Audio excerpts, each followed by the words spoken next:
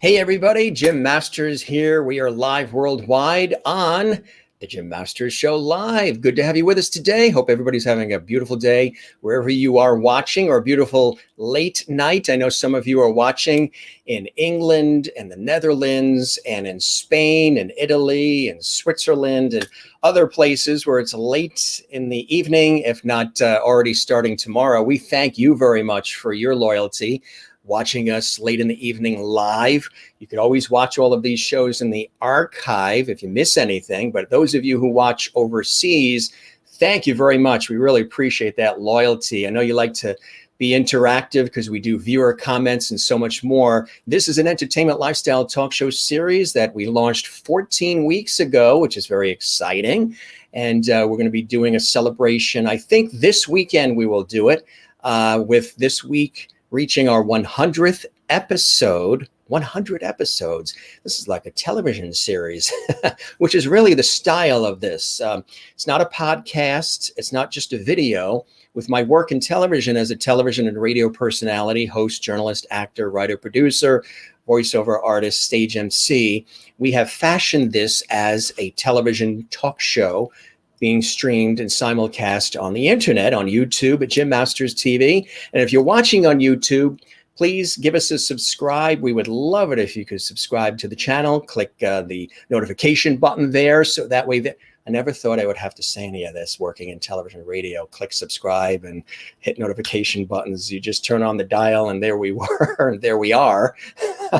But since we are here on the internet as well, feel free to subscribe to the YouTube channel. We would love that. Click notification bell so you can be updated on the latest videos, because in addition to the Jim Masters Show Live series, we also do Masters Mantras. And I've been doing those for years on Facebook, and they are quick observations of life and positive inspirational messages. And we've been doing those in video form on YouTube at Jim Masters TV. For years, people have asked me to take those Masters Mantras that I've been doing on Facebook and put them in a book, which we're working on doing, because I get all of these private messages from people saying they're inspired by some of the work that I do and some of the things that I say. So I really appreciate that. So we, in the interim, created videos. That's also on the Jim Masters page. You can see some of my professional work on there too. And all 14 weeks of the Jim Masters Show Live entertainment lifestyle talk show series is there for your taking, liking, and enjoyment on YouTube at Jim Masters TV. So we've got an amazing guest coming up, CARLA Christina Contreras. She is here. She's an amazing actress, writer, producer, and I am so excited to have her here. She's been on Life Goes On. She's been on The Waltons. She's been on Nashville, and a myriad of other fabulous productions and television shows and film and independent films, as well as stage and so much more. She's also the vice president of the Screen Actors Guild, American Federation of Television and Radio Artists, which I know very well, SAG-AFTRA, the Nashville, Tennessee division. That's right. She is the vice president. So we're very excited to have her here on the show. And I know there's a lot of people watching on YouTube at Jim Masters TV and Facebook right now. We thank you very much for watching. Hope everybody's having a beautiful day wherever you are around the world. Of course, we always toast all of our audience from around the world. And you're probably saying, what is in the glass tonight? Well, last night it was green tea. Last night it was just flavored water. The night before it was green tea. Tonight, this is actually called American Ale, and it's from the Thimble Islands Brewing Company in Connecticut. And it's very light and it's very delicious. So we're toasting all of you. Wouldn't be able to do this on regular television or radio unless maybe I was on Hoda and it's not Kathy Lee anymore, right? Hoda and Jenna Bush. That's right, Kathy Lee, when she went to Nashville, actually. Very nice. So we welcome everybody around the world. We always toast with something. We toast our brilliant audience. Cast characters are here. Again, this show is about light, levity, and love, or lovity, the word that we have sort of deemed here at the Jim Masters Show Live by accident. And it's just become part of the feeling and the vibe of this entertainment lifestyle talk show series. So your friend is here. There he is. There is George Burns. He is all set and ready to go. He's got his cigar He sees and greets all of you. He's always here every night. He started on a nostalgic show that we did a couple of weeks ago, bringing out childhood toys. And this was my Aunt Lillian's. Then my cousin Barbara got it and she gave it to me. It's actually the authentic doll that came out when he was 100 years old. Remember when he played in the movie Oh God? He played God, which was hilarious. But he is here. He greets everybody. He's now become a part of the show. And I'm very excited because I interviewed Dreama Denver on Saturday. You could watch that episode. That was an epic event. Wife of Bob Denver, who was Gilligan on Gilligan's Island. She is, well, a wonderful actress and producer and radio station owner as well. We had such a moving, she was so authentic and so real and opened up about her life and about her son, Colin, who has autism. And it was really a beautiful, special event. You can see that on as well as all of the episodes on Jim Masters TV on YouTube. She is sending me a Gilligan doll, an actual collectible Gilligan doll from Gilligan's Island, because she saw the George Burns, she saw the Genie bottle, the authentic hand-painted I Dream a Genie bottle. Genie's in there, and Genie greets all of you. She says hello. Again, this show is about light, levity, and love, positive vibes, inspiration. So Genie's in there. So she saw all of these, TV kind of characters, and she says, "You need to have a Gilligan on your show, Jim. You have to have a Gilligan. I'm sending you a Gilligan."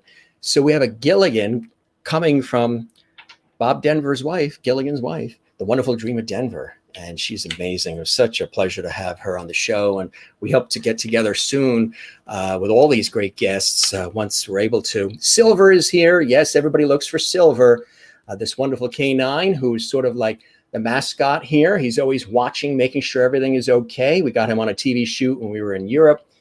Actually got him in Switzerland. So he greets everybody. If I don't show these characters, everybody will comment, "Where's Jimmy? And where's Silver? And where's Jeannie? And where's George?" They're all here. So, and there's Jimmy.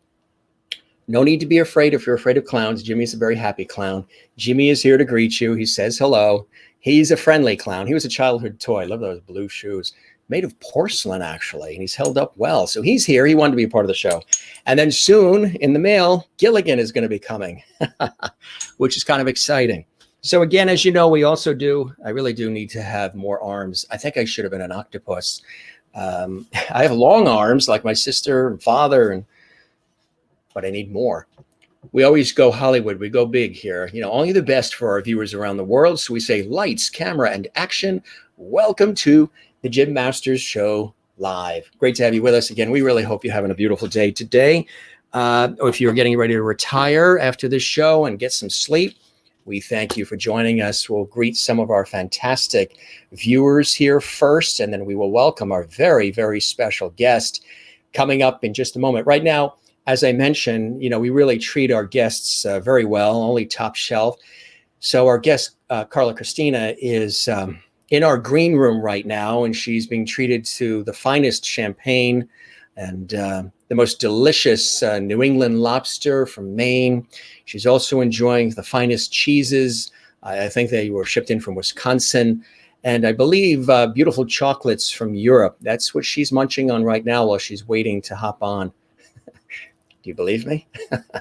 Smoke and mirrors. Let's just run with that. She's probably got crackers and water. Tessa Labella. Hi, Carla. Happy to be tuning in. Tessa, welcome to the show. It's good to have you here. We're here, believe it or not, every night, live every night, 7 p.m. Eastern, 6 p.m. Central, 5 p.m. Mountain, 4 p.m. Pacific. Or if you're in the Netherlands, it's 1 a.m. If you're in England, it's midnight. Or it's early morning with our viewers that are watching in Australia as well. We have viewers in Australia, New Zealand, Africa. It's amazing. It's amazing. It's amazing. So yes, definitely subscribe to our YouTube channel. We really appreciate that right there at Jim Masters TV. Susanna, welcome. Excited to hear this amazing, talented woman speak. Well, we are very excited to have you with us watching on YouTube at Jim Masters TV. And if you subscribe to the channel, I do subscribe back. So Let's help one another. And hip, hip, hooray. Thank you very much, Willie. There's your flowers. Willie's watching in Holland, in Amsterdam, and she's our viewer of the week. So she's still celebrating wearing the crown as viewer of the week. Something that I created almost right at the beginning of the series is to celebrate a viewer a week. Somebody who's been very dedicated and sharing links and having watch parties and watching on YouTube, watching on Facebook, and just telling everybody. She's extra dutiful because it's 1:15 a.m. in the Netherlands right now. She either stays up all day long until she gets to watch this show live. Now, she can watch us in the archives, but she stays with us and is determined to watch us live. And sometimes she takes naps on purpose so she doesn't miss our live show. Isn't that amazing? So, Willie, you're continuing to be our viewer of the week. There are your Dutch tulips. We raise our tulips to you, and we thank you for being with us as well. Lots more people here, and we're going to greet some of them right now. Good friend Dwight Turner. He was a guest on the show about a month or so ago. You can see that whole interview on Jim Masters TV.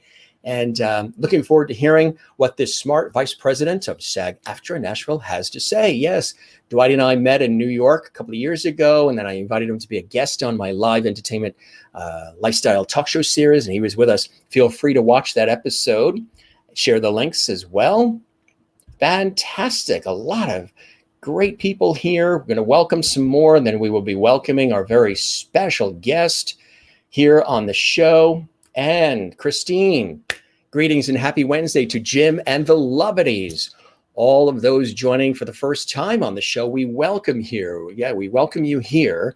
And we hope you'll join us regularly. We've got amazing guests. Darius DeHaas is with us tomorrow night. And if you don't know who he is, you probably actually do. He is a brilliant actor and producer and so much more, and performer. And he's been in so many productions and specials and so much more. He is with us tomorrow night. So I just wanted to let you know, tomorrow night, we've got a very special guest as well joining us here on the show. Don't miss this live episode with Darius. And it's going to be wonderful. And he's in the Chicago area. So that is tomorrow night. Just wanted to give you a little preview there. And then on Friday, Samina De Laurentiis, brilliant actress as well, part of the Seven Angels Theater and so much more. She's with us Friday night. Yes. So we've got a lot of great guests coming up as well. So a couple more comments coming in here. We'll greet the guests and all of our fabulous viewers. Hi, Jim and everyone. Hope you had an awesome day. We still are. Merlin in Canada. She's watching in Innerkip, Ontario, Canada. Good to see you, Merlin.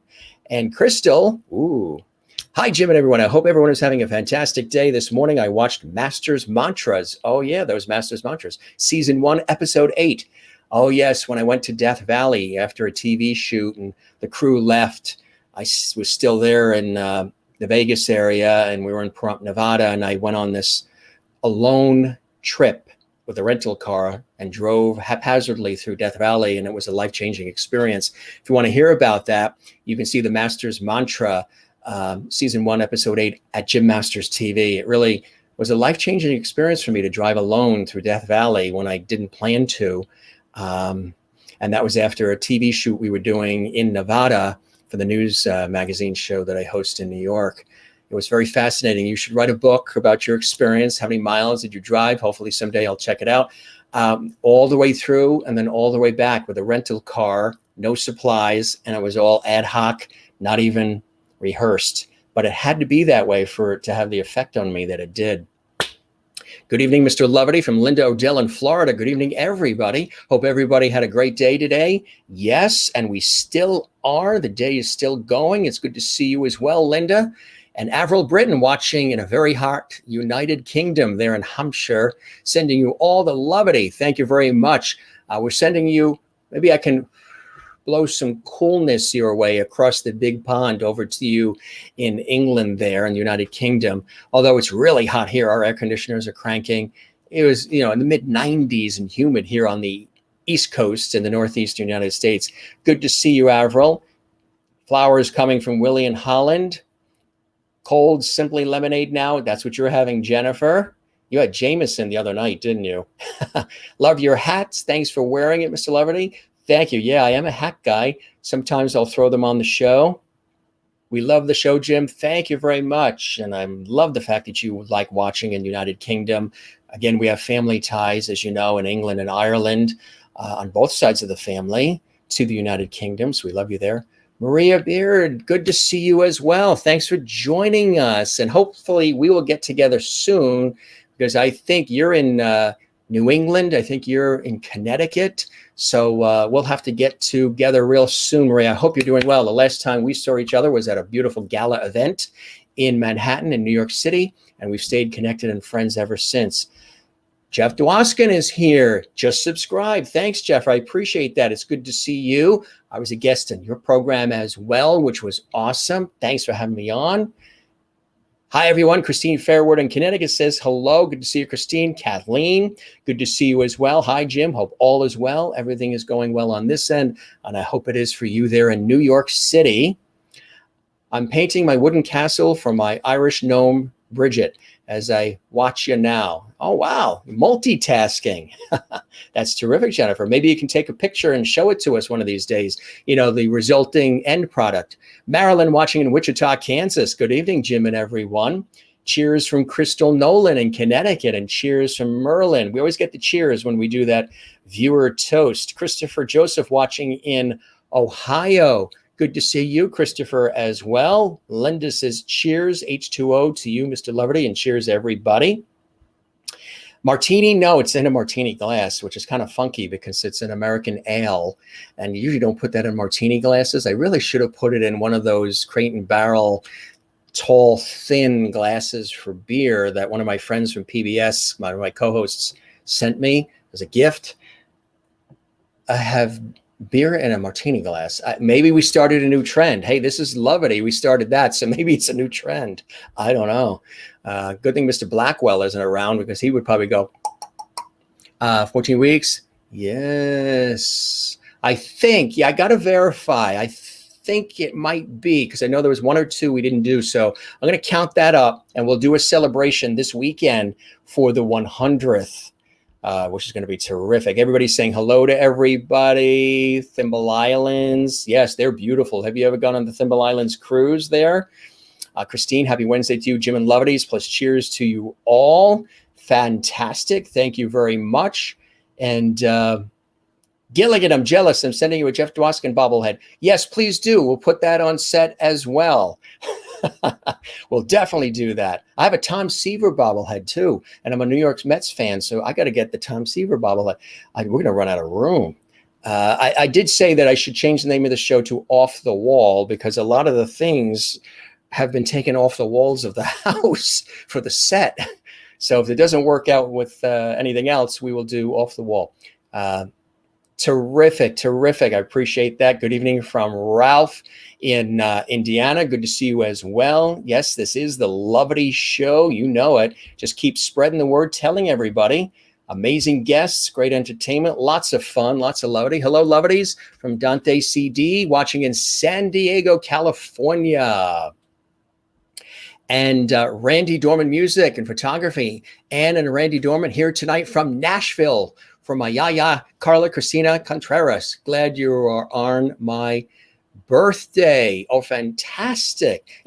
Randy, is the birthday today? Let us know. Or Ann, either or, Andy or Randy. Is it the birthday today? Because then we'll all have to sing happy birthday. I sang happy birthday last night to the incredible Amanda McBroom, who you know, of course, was the one that penned The Rose that Bette Midler made famous. We sang her happy birthday last night because her birthday was this weekend. And you guys, these are music legends, folks, music legends. And they're going to be my special guests, both Ann and Randy, this Saturday night. Yes, amazing stories. It's going to be a great Saturday night. Ann and Randy are going to be here exclusively on our show, 7 p.m. Eastern, 4 p.m. Pacific this Saturday night. Good to see you here.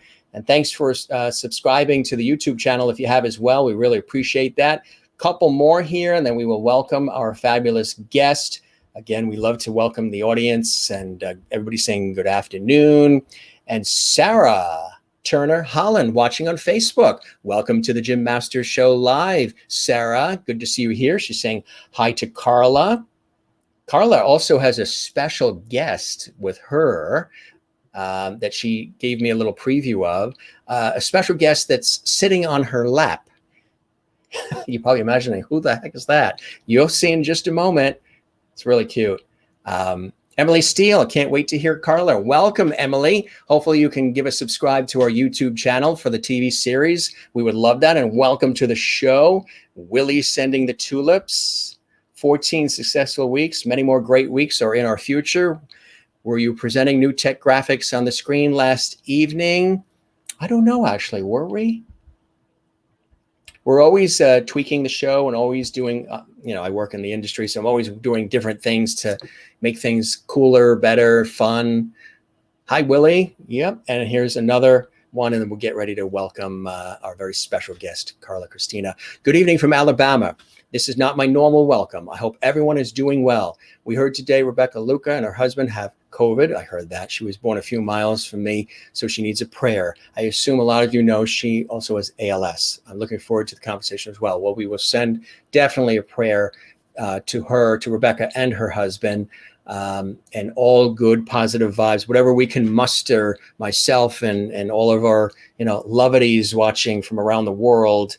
Thank you for sharing that, Linda, and we hope nothing but the best. I know a few people too as well who were in Nick Cordero, who was the Broadway star, knew him, and several other people who've been dealing with it. Nobody in the family and no immediate people, but there have been some people I know. I think we all know somebody. Willie, I think, is a vampire because she stays up so late. Welcoming Carla. Good stuff. All right, gang, we are going to get ready to welcome our very special guest. Love to Carla from your tribe, Emily. That's fantastic. Watching on the YouTube channel. Thanks for everything. My pleasure. You're good looking. Have you been talking to my mother again? Thank you. Oh, it's Anne's birthday today. So it's Anne's birthday. Fantastic. We will do a happy birthday to Anne. We will toast Anne as well. Sending prayers, of course. Oh, I didn't know that. You mentioned it to one of our guests about your husband having passed away. I think it was Rick Sotobier, the relationship coach. You had mentioned it. We didn't realize that. All positive vibes to you, Merlin, as well, watching as avidly as you do in Canada. So, all right. We are going to sing happy birthday in a moment to Anne Dorman, who's going to be a guest on Saturday with Randy. But first, I have a very special guest who's waiting in the wings. She's absolutely amazing. I just want to show you a couple of quick photos, and we'll talk about these some more. These go through a lot of different fabulous occasions. This one, I love this one, acting at 3. That's right. And of course, we're going to talk about this one in just a minute. Her father, Star Trek, yes. Army Wives, just so you know, she was involved with Army Wives, Nashville, the fabulous show Life Goes On, the Waltons, yes, and so much more, so much more. I mean, she's a real hoot too. She's a fantastic actress and a brilliant, versatile performer. I mean, look at all of these different. She's absolutely amazing. She's a bundle of positivity and love, and she has such a fantastic smile. I mean, look at her. I mean, just absolutely. And she is the vice president of SAG-AFTRA for Nashville as well. So she knows all the ins and outs of the industry and of the business side of it. She knows the creative side. She knows the business side as well. Inside and out. Really, really cool shots we have here. And how about this?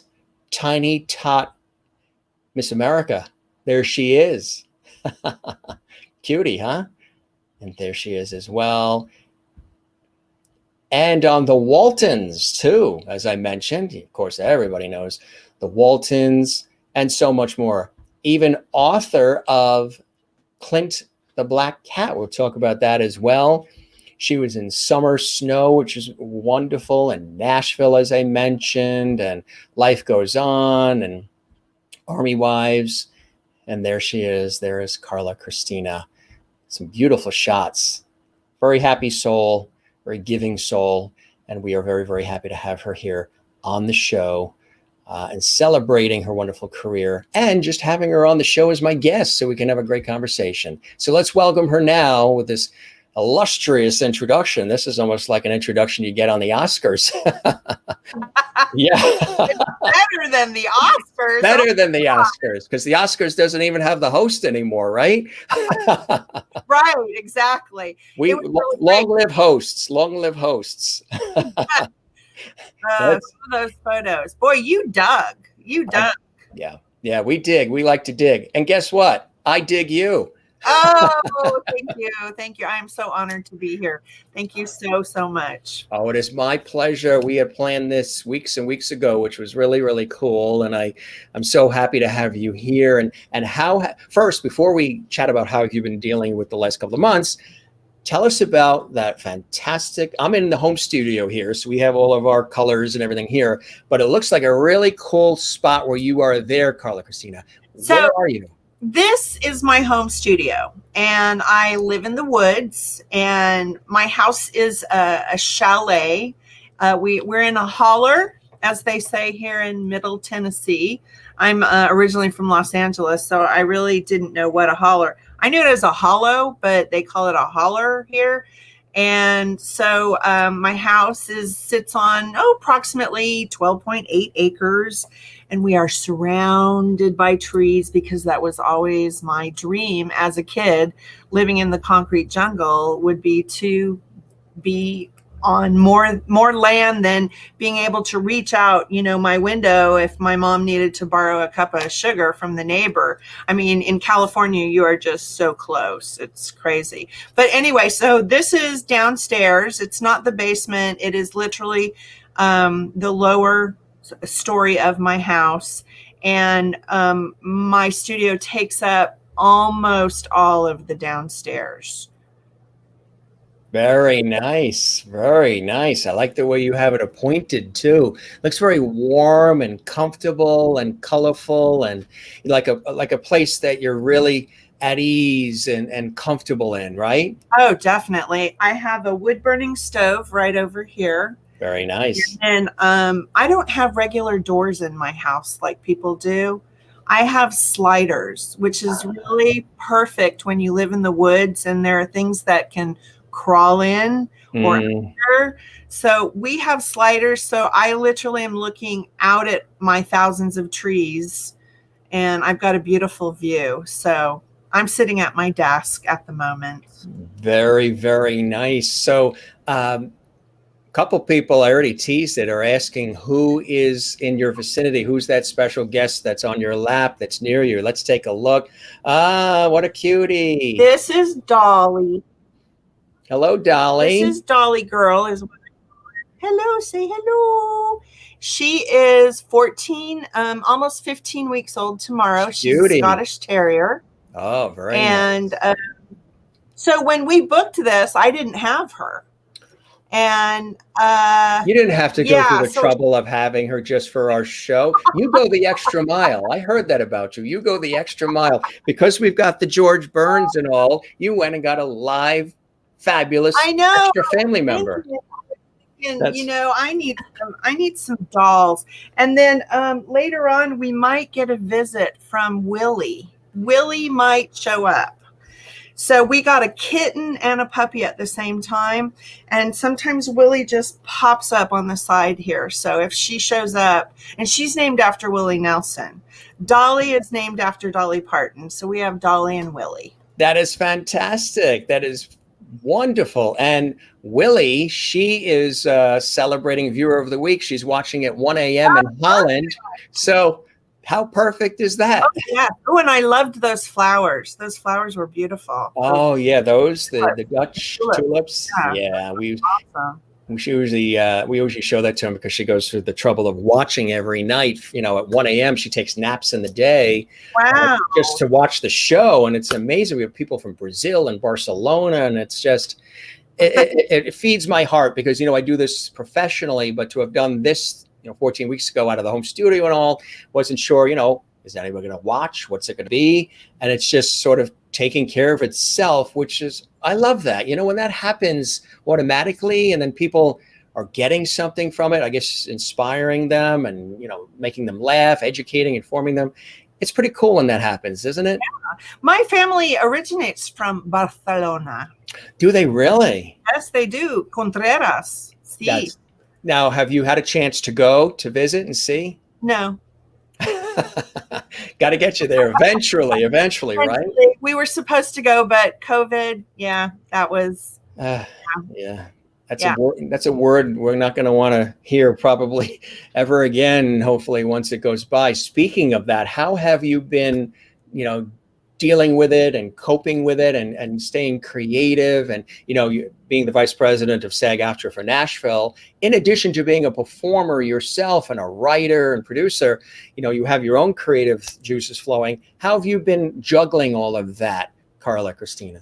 Well, actually, I call this the pandemia because my experience has been a positive one. Yes, I personally have lost 3 people that I know.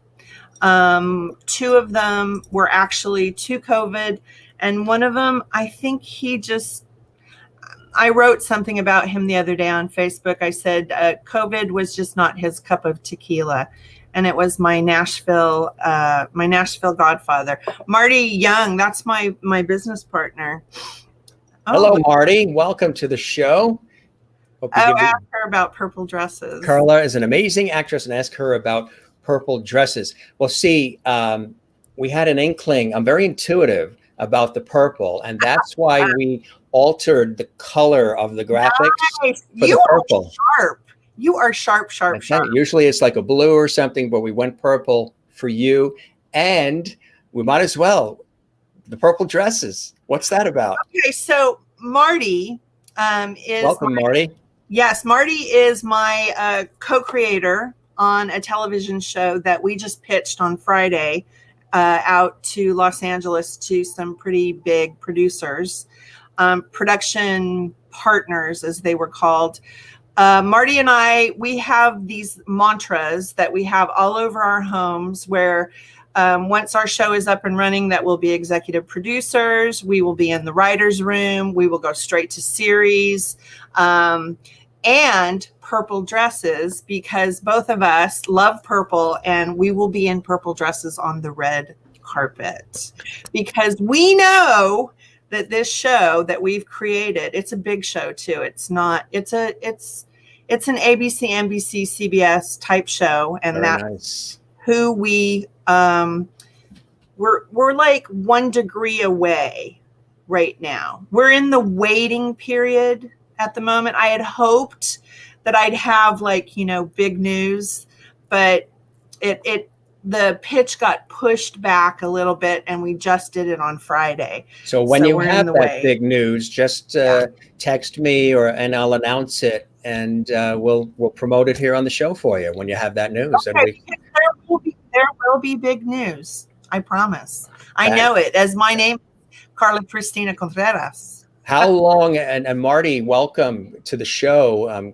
Good to have you here, and thanks for being on the YouTube channel, and we appreciate that, and subscribe. Appreciate that, Marty.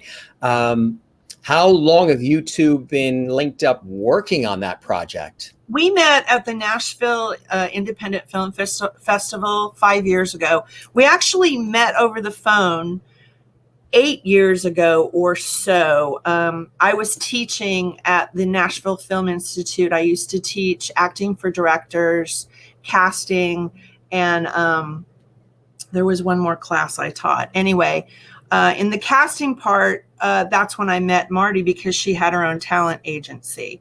And we met over the phone. We hit it off. We never met in person.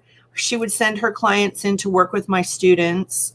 And then 3 years later, I'm sitting in the VIP tent at the Nashville Film Festival, and this woman plops down in the beautiful white leather chair next to me, And we introduce ourselves, and I'm like, Marty. And she usually goes by Marty King Young.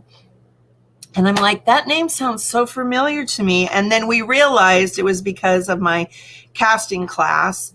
And we got to talking, and I found out that she was also a screenwriter, and that comedy was her thing. And I had come up with the idea for this show back in 2004 based on an experience that my husband lived through. And I just kind of knew, do you know how when you just know something within your heart, your soul, your beingness, that this is the direction you're supposed to go, or this is the person? Well, that's how I felt about Marty. And so we met at a truck stop, and it's Kingston Springs, Tennessee. She and I and her son came with her. And she has a special needs son, by the way.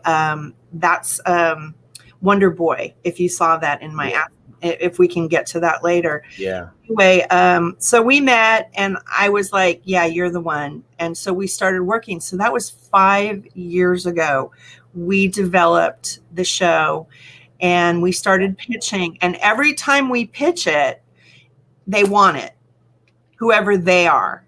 And then they keep it for like a year, and then nothing happens, and then we take it back, and then we pitch it again, and then we take it back, and then we take it back. I mean, that's the business, right? There I am with Wonder Boy. Yeah. So that's me being interviewed for a documentary that is based on her son, Elijah Haney, who created Wonder Boy. And he's done the Special Olympics. And I'm not sure when that documentary is going to be coming out, but I play the mayor in the Wonder Boy movie. And it is just a beautiful, beautiful film. That must have been really amazing, right? Absolutely. Here's the thing, because, you know, he's special needs. So he's very, very, and he's very precise about everything that he wants. So I got to tell you, I was so completely honored when he cast me as the mayor. He chose me. It's not like you can sway him. He knows what he wants. And that kid is right here in my heart. I just adore him. So I like to go back in time a little bit with our audience, with our guests, for the audience and for myself. These inspirations to go into, and Marty's saying in that with Wonder Boy, hilarious. Played the mayor. Yep. The early inspirations that you've had, Carla Christina, to go into this world. Your father, an extraordinary influence early on for you, right? Tell us about some of the influences within your family. And were you always a young girl that wanted to get into entertainment and inspiring people and lifting them up and doing positive, incredible things that you've done in the industry as you have? And there's a picture of Armando, your dad, right? That's my father, Armando, and he is on the set of, I think that was Next Generation. Star Trek: The Next Generation. Wow. Next Generation. He worked on several of the feature films for Next Generation and Star Trek. There was a joke about those seats on the bridge disappeared. They got stolen. And so my father was a joker. I mean, he was really quick. He passed away about 4 years ago. And in fact, just a couple days ago, 4 years. And someone asked where the chairs were, and he says they're in my living room at home. And let me tell you, I don't think that went over very well from what he said. But this is one of my favorite photographs of my dad. That is a great shot, and his expression and everything. Oh, That's So it. he started working as a grip in 1960. And I believe, he was the very first Hispanic grip. And in those days, you had to have someone write you a letter. That's how you got into the union. So there was this gentleman named Tom May, who also he passed away before my father did. He wrote the letter for my father and got him into the business in 1960. And then shortly, I'm not quite sure how many years after that, my father wrote a letter for his brother. His brother is still alive. He just turned 96 a couple of days ago. He was a grip on Happy Days. Oh, really? So my father mainly did feature films. He would travel all around the world. We really didn't get to see a whole lot of him, except for maybe on the weekends, if he was in town, because we lived what they called behind the orange curtain in Orange County. And I know we've got a San Diego viewer on here. He'll understand that. Yes. And we lived in Seal Beach. First, we lived in Westminster, and then we lived in Seal Beach. And so the drive to Paramount or Warner Brothers I know Paramount was exactly 19 miles from our front door. And so 19 miles in Los Angeles is a ways with the traffic. So my dad would get up very early in the morning before I left for school. And a lot of times he was not home when I got home at night. And I literally would just see him on the weekends, because he was working 16-hour days pretty much back then. And he was busy all the time. And features were his favorite. He didn't like to get stuck in television, doing the same thing over and over and over again. Right. I think it was a marital thing where my mom had kind of had enough, where she was raising us, and I think she put her foot down. And so that was when he went over to television, which was right around 1971, summer of when the Waltons began. And he was key grip on the Waltons. And I know, but for the audience's knowledge, explain what a grip or key grip actually does. So a grip, okay, so a grip is an underling of the key grip. The key grip is like the foreman of all the grips. So you'll see in the credits, it'll say Best Boy, Dolly Grip, Crab Dolly, just Grip. So that's a team of people who maneuver the camera. They set up camera shots for the DP. The DP, or director of photography, was my father's boss. So the DP would tell my father, I want this from here, or this, or we're going to come down from here, or I want the camera to, come back this way. So the grips are the ones who set. Hey, are you there? Okay, that computer's doing something weird.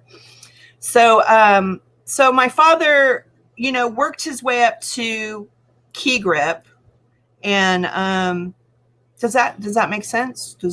Are you there? Oh yeah, it makes sense. Yeah. Okay, went away. It was like, and then the computer did something weird. Yeah, I tell you, it's totally different than being in a television studio, radio studio, or on stage or on set. This whole internet thing, we're at the mercy of, if a bird flies over your house, everything could go south. It's crazy. So one of the things I want to share with you is I wished I could have found the photograph with me. I was 11 years old, and this was before the Waltons. My dad was working on a film called The Cowboys, and it was with John Wayne. And Alice is watching too. Alice Raver. Welcome, Alice. Alice is in my tribe. So now she's a lovety like you. She's one of our loveties. Yay! I love that. I levity that. That's it. So I spent this summer on the set of The Cowboys every day. In fact, the youngest cowboy, Clay O'Brien, he taught me how to lasso, and I could lasso, ladders and different things that they'd set up, and we would practice. And I just hung out with him. And then Ethan Wayne. Oh my God, he was a little cutie pie. One day I was there. My mom had made me probably, a peanut butter and jelly sandwich, potato chips, my usual favorite. And I'm standing there on set, off to the side in the background, and Ethan walks over to his father, John Wayne, and he says, "Hey, Dad, can I get some money for lunch?" And his dad is, all dressed up in the cowboy, and he reaches into his pocket and he pulls out and he hands his 11-year-old son, 10 or 11, 12-ish, a $50 bill. Okay, mind you, this is back in 1971. And I'm like, okay, I have a peanut butter and jelly sandwich with potato chips. With potato chips, Lay's, of course, because you can't eat just one. That's right. But the thing is that the commissary, so this was at Warner Brothers. The commissary, it was such a cool thing to get to go eat lunch at the commissary, because you just never know who was going to be in there. Mm-hmm. And they'd be in their, in their wardrobe and so forth. You mentioned the Waltons. What was it like being a part of the Waltons when you were? So look closely at that photograph. Zoom. I wish we could zoom in, and you can see my teeth. Oh yeah, they're braces. I have braces. So, what's really funny? I was on this show for 4.5 years as one of the regular school kids. But so, how old are you there in that shot? With the braces. That was the Easter Story. Yeah. I believe that was the first season. So I'm 11. You're very lucky that you had your braces at 11. I had them at 16, 17, 18. Oh, mine came off at 16. So did they? Yeah. Here was the thing. They wanted to give me a recurring role. And they asked my father, would you take her braces off? And because we want her to talk, and I would be, I'm like, yes, please, please, please. And the answer was, her mother wouldn't let me. Well, my mother didn't get asked. That was my dad. Yeah. But were you pinching yourself being on the set of a beloved CBS television series like The Waltons? Some people also asked, what was it like working with John and Michael and some of the other performers as well? So we were like a family. I went to school on set. Yeah. Being a kid and having been in the business since I was 3, I'm not the type of person that really gets starstruck. I can tell you I've been starstruck twice in my life. And it just because the studio, my father worked on Batman. He worked on the Green Hornet, the original Batman. Yeah. So I think I was 5 or 6 when he did that. And I would spend every time, if I was not in school, if it was my summer, if it was a vacation, I was on set with my dad because I could not get enough of it. It was my, it was my playtime, and I would sit behind the camera. I would sit next to the script supervisor. Sometimes I would be sitting next to an Academy Award winning director or director of photography. And there's evidence of that right there. Age 3, acting at 3. Yep. That's cute. And who are you holding? You know what? She's a little redhead. I don't remember her name. I don't remember. Did you have the Mrs. Beasley doll? We had Kathy Garver on, who played Sissy on Family Affair a few weeks ago. No, that one doesn't ring a bell. I remember the head of that doll came off, and I think took it away from me. That reminds me of when my sister and I were riding in the back seat of our parents' car, going from visiting the relatives in Connecticut and Massachusetts, back home to New York, to Long Island, and I had one of those Charlie McCarthy ventriloquist dolls because I love magic and ventriloquism and all. So we're playing with it in the back seat, and my sister pulled too hard on the string in the back. In his, he had like a plaid jacket, and behind it had the little string that would move the mouth, and she pulled too hard, and the mouth, like the head of your doll came off, the mouth busted. Yeah. When it's a ventriloquist doll, if the mouth breaks, it's pretty much that's over. That's no bueno, as they say in Barcelona. So what were you doing? Were you on set? Were you doing modeling? What was happening? I did Tootsie Roll I did a Tootsie Barbie Roll doll and Tootsie Roll, right? Yeah, Barbie. There's a story about Barbie. They took me in. I was about 5, and they wanted me for this Barbie doll commercial, but I had just had my tonsils removed, and they were trying to get me to talk. They say to my mother, Mrs. Contreras, she's exactly what we're looking for, but we need to hear her speak. And I was sore from my tonsils being removed, and I was like, wasn't going to have it. They brought in a Barbie doll. They're like, she's exactly what, Yeah. They tried to soothe you however they could, right? To make sure that, they didn't lose you. Nice comment coming in from Lisa Jennings, who's also watching on YouTube. Welcome, Lisa. So interesting. I've known Carla for years and this wonderful history on her incredible TV and acting, etc. experience. I adore Carla. I adore Lisa. Welcome to the world of Lovity, Lisa. It's nice to have you here. One of my Gemini sisters, she is an amazing artist. I am so blessed because surrounded by beautiful people. I am surrounded by artists. I'm in so many ways, be it visual artists, acting, singing. But I also believe that you, as I know you do too, you get back what you put out too, and you put out kindness, empathy, positive energy. That's what I try to do. And I really do believe, even though sometimes you can lose sight of it and think, is the world more negative than it is positive? But I really do think good attracts good and good finds good. Oh, I agree. I'm in 1,000% agreement. And then occasionally, you've got to be completely real and show your human side. Right. That, a lot, there are times when things are not necessarily, roses and champagne. Oh, right. Thank you for the champagne. It was delicious. My favorite. And the lobster and the chocolates and the cheeses.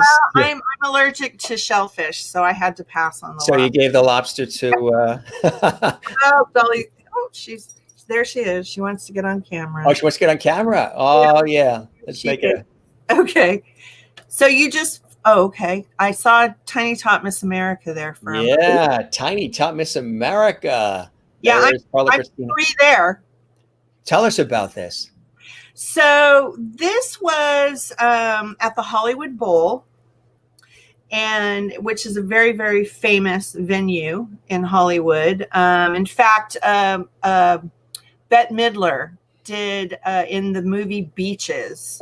She sings. She's in the very beginning of the movie. She's doing a rehearsal at the Hollywood Bowl. And Bette is like one of my, influences because I moved to Nashville because I was a singer and I still sing. In fact, I'm in a musical web series that's almost complete. We just saw the first episode of that. Anyway, what's it called? I digress. It's called Incognita's Infamous Adventures. And one of the photographs that you flashed through was me as Ms. Witz. And I'm telling you, there's so many visual effects in Incognita's Infamous Adventures. And there is a Facebook page and they have a YouTube channel. And I can't talk too much about what I do in it. That's another thing in this business. You can go do these amazing roles and then you have to be quiet. That's it. You have to be quiet. You can't say a word. it's like walking around with a muzzle. So that's me as Ms. Witz. That's me in doing my vocals in studio. That's fantastic. And I have the best song in I mean, all of the music is amazing. That's the director of photography, Chris Hollow. He's also the official photographer for the Grand Ole Opry. Oh, wow. Yeah. Wow. Yeah, he's pretty incredible. So that picture, the tiny tot, let's talk about that. That I mean, that's incredible. Such an early age there. And were you scared, or were you into all of this? I don't remember being scared. I remember my mom said to me that one of the things that she thinks might have gotten me the crown, so to speak, although there wasn't a crown, there was a trophy. You can see the trophy in my arm. Yeah. There's a ribbon. My trophy is somewhere. Who's holding your hand? Is that?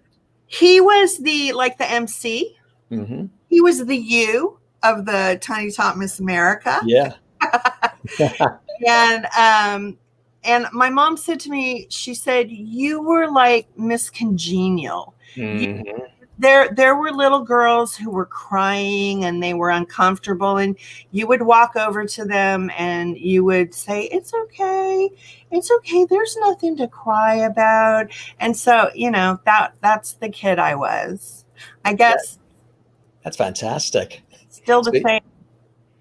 Maybe the influences, within the family, especially, watching your dad, and you just knew how to carry yourself in ways that, you weren't crying and screaming and yelling and tantrums and all. And my father was the man who walked softly and carried a very large invisible stick. He was very strict. Both my parents were very strict. And the other thing is that because I spent so much time on sets with him, and he would sit me down, he would find a place for me. It might be on an apple box, which, your viewers might not know what an apple box is. Oh, yeah. Yeah. It makes it, to be in camera view, sometimes they got to elevate people. There are different size apple boxes depending on if they needed someone to be a little bit taller, or like one time I was on the set of Daniel Boone with Fess Parker, and they brought an actor in to do a scene with him, but Fess Parker was so tall that they brought in an apple box that was about this tall, and then the actor got up on top of that so that they could do the scene together. Oh, there's Tesla Bella. See my SAG-AFTRA friends chiming in. Jordan from Los Angeles is on. Woo-hoo! Hey, Jordan from LA, good to see you. Welcome to the Jim Masters Show live. I love Jordan. Good to have you in LA, and you're watching on the YouTube channel. Hope you'll subscribe to the channel. We would love that. Jordan and Marty and Lisa and Tess and all these, Laura and all the great new Lovities who are in the Lovity Hall here with us. This is so wonderful. And Carla says, Marty says, Carla is the greatest partner in crime to ever have. I'm so blessed to work with her. I call her my sister. Isn't that great? That's beautiful stuff. Yeah, that's true. It's touching, I'm sure, when you hear all of that. It's kind of. Yeah, I love this shot. This is on. So that is me. So this is a selfie, and I am so excited because I'm about to lay down a scratch vocal for Incognita's Infamous Adventures. And I'm in the corner of the girl who created the series. I'm upstairs in a room in her townhome, and we're going to record the scratch vocal at this time. And here's what I did. Now, this is, I don't know what other performers do, but this is what I had to do. I had to learn this song. She gave me, a copy of it to listen to with her singing it. Then she gave me a copy of the music without, so that I could sing to that. So what I did, because I am a crazy busy Gemini, I got in my car and I drove 2.5 hours toward East Tennessee.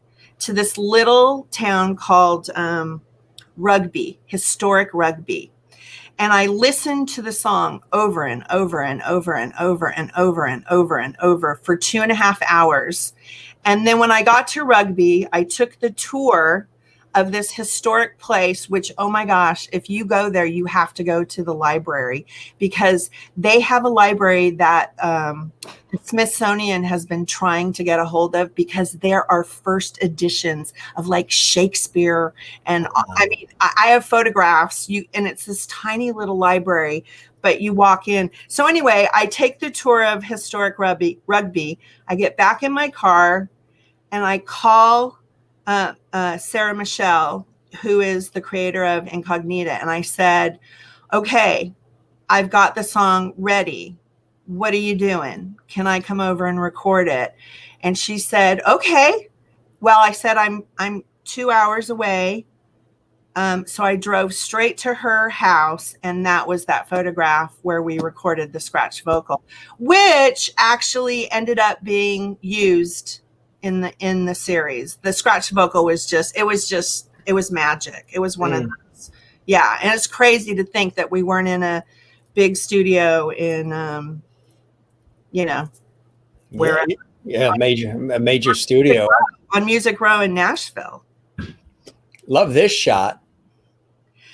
That's one of my commercial shots when I was in LA. You'd have the composite. It's not something that they do here in Nashville, and I was talking to Alice, who I believe was listening earlier. I don't know if she's still on. And we had a conversation about how in LA you've got your theatrical agent, your commercial agent, your TV agent, depending on what you do. I used to do stand-up, so it might be doing that. But this was just a commercial shot from my composite. Very, very nice. Going back in time a little bit here. Probably 1980. It was probably 87. Yeah, and those are fake glasses, whereas now I actually have to wear glasses.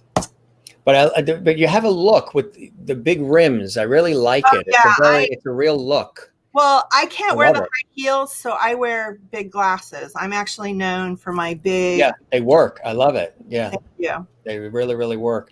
And there's another shot here. This is Act 4 food. Oh, okay. So I had just done a movie with, and I wished, I don't know if I sent that to you or not. I tried a screenshot. I did a film with Anne Margaret, George Siegel, Brenda Vaccaro, called Following Her Heart. And I had a co-starring in it. And so right after that all happened, and I'm here in Nashville. That happened in Nashville, and I had only been living here. That was 1994. I had been living here 2.5 years. Where my friends in Hollywood couldn't get arrested, I get a co-starring in Nashville for a movie of the week. And so then I went back to LA, and I spent the summer trying to get into pilots. Yeah. So my brother is the one who took this shot. I came up with this idea, and I made this poster. The people I was living with, she was a special needs teacher, and I told her what I wanted to do, and she brought me the letters, and that's actually like a shocking pink poster. And then my brother came out from Seal Beach and took that shot. And I just love that shot. And it literally is so true that we as actors, I mean, a lot of times that's it. We get food. Yeah. Food and coffee. Did that stop traffic? Did people stop off and offer you coffee or food? And they were honking. Regular people were honking at me. It was a really, really busy ramp right in Burbank, North Hollywood area. That is cool. That is so cool. What a really creative thing to do, Last Ride. So Last Ride, I'm wearing those earrings tonight. Last Ride is, it was a 48-hour film competition. Have you ever heard of the 48? Oh, yeah. The 48 is where a team of creatives have 48 hours to create a film. They have to write it fresh, cast it, film it, score it, edit it, everything in 48 hours. Yeah. And this one, I got a phone call on Friday night. It was, and I kept thinking to myself, well, I guess I'm not doing a 48 this year. My phone rang at 8:45 p.m. It might have been a text. It was either a text or a phone call. And the director said, what are you doing tomorrow? And I said, I don't have any plans. And he said, well, would you like to do a 48? And I'm like, yes. Yes. It's like quick work. It's like something really cool for your reel. Anyway, it was based on a true story about a woman who calls like a taxi or an Uber or Lyft, and the young man comes and picks her up, and her destination, she asks him to take her through the town. I'm getting verklempt because it's a true story. What a good word. I haven't heard that word in years. Verklempt. Anyway, she was on her way to hospice. Yeah. So it was literally her last ride. Very touching. And let me tell you a little backstory. My husband was in a major car accident right before that filming of that photograph the night before, and I had slept all of 45 minutes, and we were just finishing the final scenes.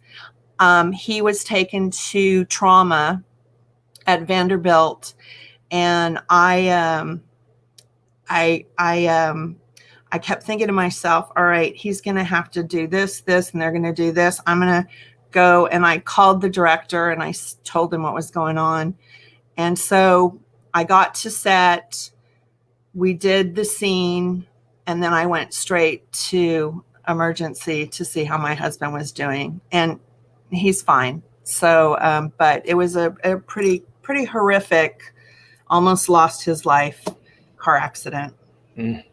Well, I'm glad that he's okay and everything is fine. But yeah, could you imagine? And sometimes when we're in studios, and I've gotten those calls too, well, being on the air live, or hosting something, or being in a TV studio, and all of a sudden you get a call that somebody's in an accident, or somebody's passed, or somebody's extremely ill, and then you're in the middle of doing it, and you finish, or do you dash off, and those things happen, all the time, and it's just a matter of being able to handle it all, and you've done it beautifully. And and that film, I ended up with a Best Actress nomination. I think I didn't win. My friend Susanna won, who actually was watching earlier. I don't know if she's still on or not. Susanna, yeah. But it was nice to get recognized. One thing about Nashville, the talent pool here is really, really good.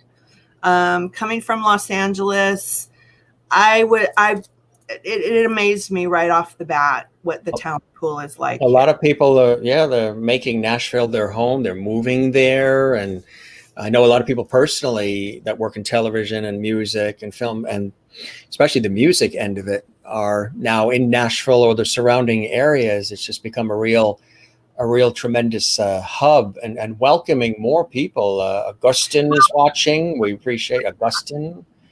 And Lisa Jennings is watching on YouTube. Nice to see you, Lisa. And Augustine. Augustine. Okay, Augustine. Yeah, Augustine. He's what a great name. Photographer, very talented. Yes, and he did behind the scenes photography for a film called Diamonds in the Rough that I did, that we won Best Film, and also got a nomination. There it is. Yeah, there's Susanna. Yep. We won. We swept the, this was, I think, the 54. Yeah. I believe that was. So it's like the 48, but it's the 54. And, it is amazing some of the work that comes out of these 48 and 54-hour film competitions. Absolutely right.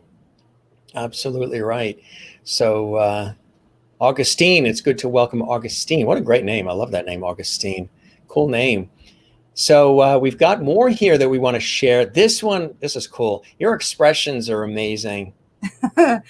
This was Fairy Tale Confidential. It was and that's Deborah Gordon. She was the president of Women in Film Nashville back when we did this. I'm a character actress, especially now, being my age, long gone the ingenue years. I had a coach I used to study at the Lee Strasberg Theater Institute. Oh, yeah. Where Marilyn Monroe studied. Mm-hmm. And a lot of incredible talent. Yeah. Oh my gosh, yes. And it was the ingenue. One of my coaches used to call me the ethereal girl. Mm-hmm. And that was back in my 20s. Anyway, this was what was called a transmedia project, where they were just integrating social media with unfortunately, this never got completely finished, so I didn't get to see it. I was playing, there was Mother Goose, and they may have written another role for me. I don't know. It's like there's so many, and it's quick, and sometimes they're done and gone. I see it just in some of in the delivery, the timing, a little of almost like Melissa McCarthy a little bit. I don't know if anybody's... that is the biggest compliment. That's immediately... I've gotten that before. Yes. People tell me. I did one film called Why the Chicken Crossed the Road. And there was a guy behind the scenes doing photography, and he's like, oh my God. I mean, he gave me a really big compliment in regards to Melissa McCarthy. I'm not going to say it. It'll make me sound, No. I'll say it for you. That's one of the first. Okay. There it is. There you go. Yeah, I'm hoping one of these days I can get a copy of that film. It's pretty cute. What's it about? That's pretty funny. And why did the chicken cross the road? It basically is about a couple that they're discussing their relationship, and this chicken is trying to cross the road, and then I'm the church lady, and I'm yelling at them because they've stopped the car, and I'm comedy relief. That's what I do. I love comedy. Which is very Melissa McCarthy-esque. That's the first thing when I was looking at some of it, and a couple of weeks ago, getting prepared for the conversation and welcoming you on the show, I just said, my God, I'm getting vibes of McCarthy in a great way. She's one talented woman. Yeah. This is a cool one. You getting prepared? So this was, I was doing a Whoville. It was a Christmas. It was for women in film and television. There's a huge event that they throw once a year, and they asked me if I would come in as what's the name of the girl with the big braids? Somebody will know. Anyway, so this makeup artist had Hansel and Gretel. No, I can't think. She's got these big, and she's blonde, and her hair comes away. I mean, they had the wig and everything for me. That's when I met Augustine, actually. He was doing photography. So I sat in the chair. This girl did a quick job. She did what? Bo Derek? The braids? Was it Bo Derek? Not Bo Derek. No. This was from This is from Whoville, from the Christmas movie, The Grinch Who Stole Christmas. That's right. Whoville. Yeah. So Cindy, or I don't know. I can't think of it. But anyway, that was 4 hours for her to just do that little part. Just to do that part? Just to do that. Wow. Yeah. It was, yeah. How about this? Okay, this is me at the bottom. I'm doing lip syncing. And, when you get to be a woman of, more years, you just... Seasoned veteran is what I usually say. Seasoned veteran. Thank you very much. When you get to be a seasoned veteran, you're kind of like, and of course I love making people laugh. I mean, that is the wind beneath my Cindy Lou. There you go. Cindy Lou. Yeah. Yep. I knew Marty. She knows Marty knows everything. Let me tell you. So anyway, this one is me doing a Michael Bublé song. And here's the thing. It's a lip sync competition. I'm a singer. Okay. So they're like, no, you have to lip. I'm like, but I sing. I'm a singer. And no, it's got to be lip sync. And I'm like, all right. So I did Michael Bublé. Man, my memory is sucking tonight, but it was a Michael Bublé song. And it was pretty funny and it went over really well. And I got the majority of the audience claps, but I didn't win. Karen Carlson, you're definitely in our Loverty tribe. Good watching on YouTube. Karen Carlson, right? Yes, absolutely, girl. You are the big mama of the tribe.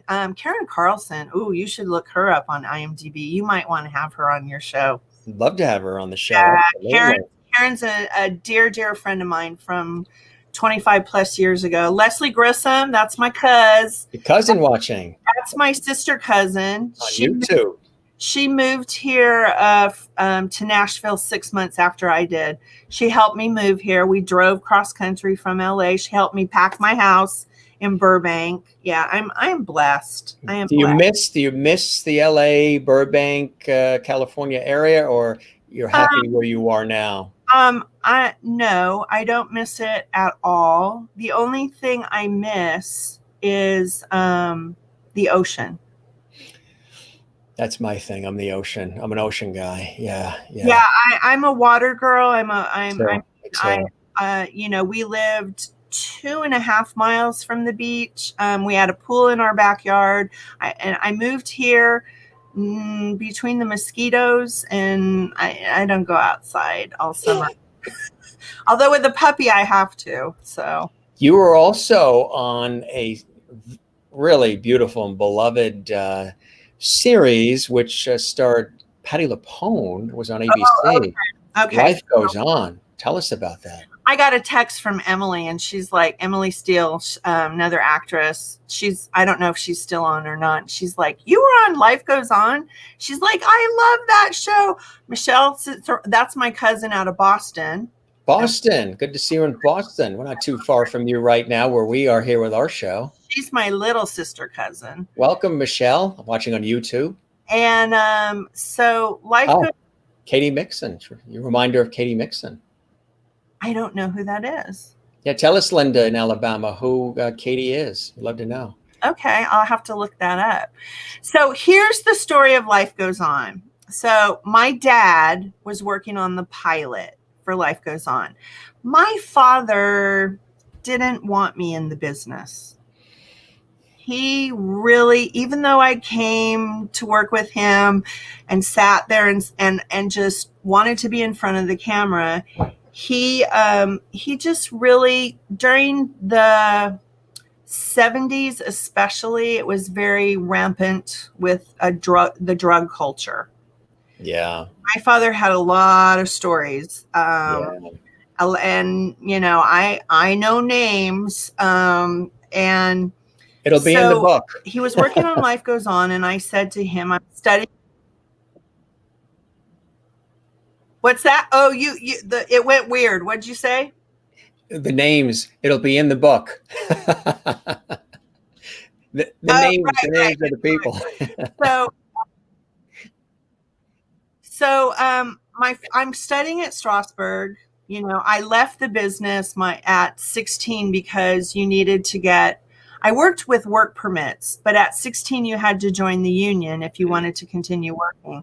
Right. So it was around $300 to join, and that was 1976. I'm 60. There you go. I'm not ashamed of my age. I'm very proud of it. And so in 1976, I was going to have to join the union, and I needed $300 some odd dollars, which all the money that I made on the Waltons, I put it in my savings account. So that was no problem. Smart move. Yeah. To do that at such a young age. Oh yeah, I'd ride my bike. My check would come in the mail, and I would go ride my bike to Security Bank or something like that, and yeah, right next to the Carl's Jr. And I'd put my check in, and my college degree is in finance, so I'm all about.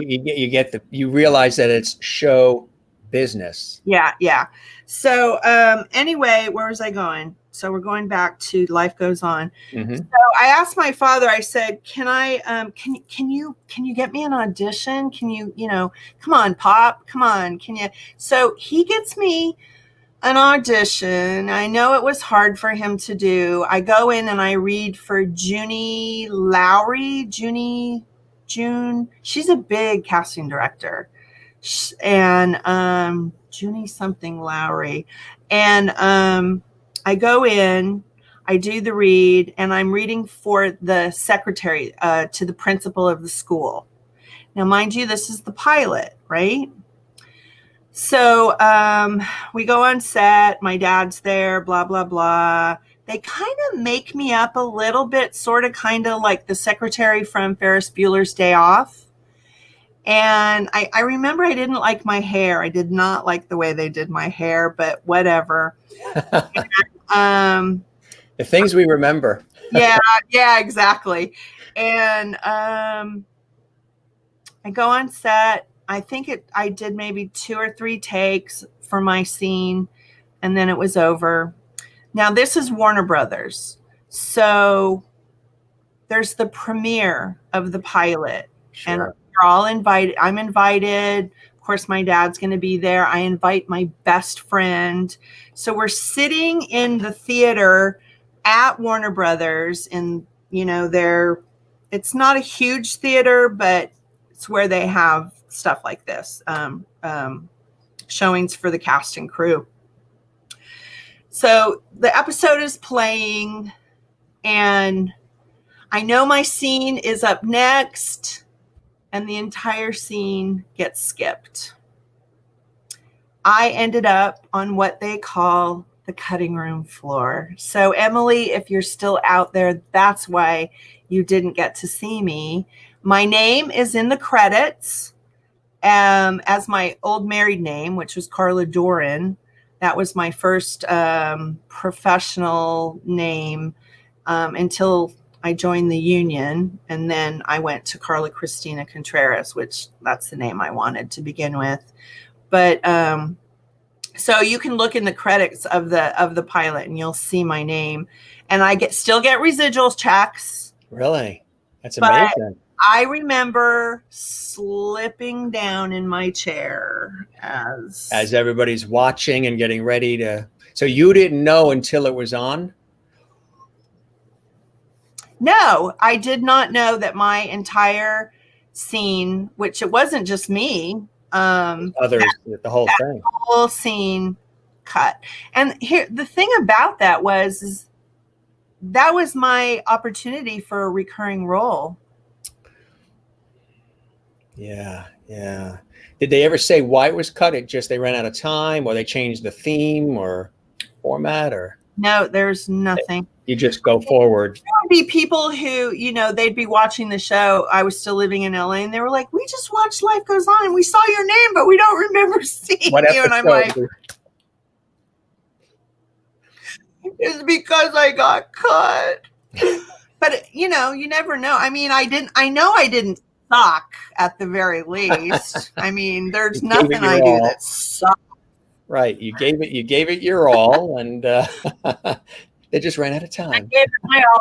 But, I hated my hair in it, so who knows? You got to be careful what you don't like. You just never know what the response is going to be. Yeah. Oh, Army Wives. Oh, yeah, you saw that picture of me, Army Wives. I'm much heavier. I'd like to say I gained weight for that role, but no.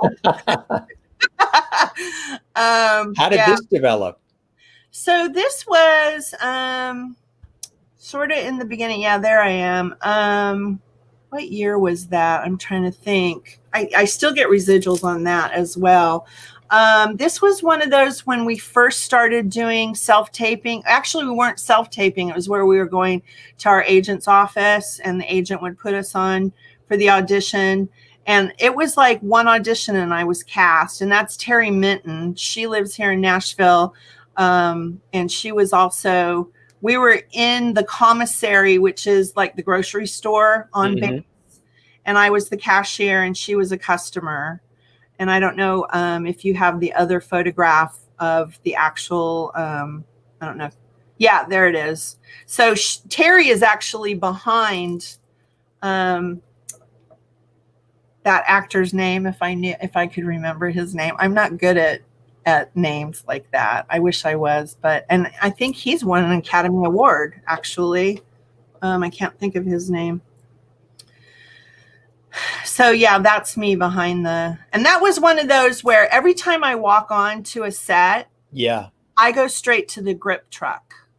Oh, do you? Because you absolutely speak their language. You get we're family, right? I mean, so I will go to the grip truck and I will introduce myself, and 10 times out of 10, they know who my father was, and my father was the legend in the business behind the camera, and he got to see you flourish. A little bit. I will tell you one of the last things he said to me. Oh God, here we go. He put his head on my shoulder the last time I saw him.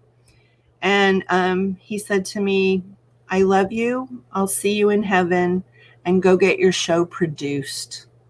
He had read our pilot script for the show, and he loved the concept. He wasn't big on sitcoms, although he worked on several. Love Uncle Armando. Yeah, Leslie.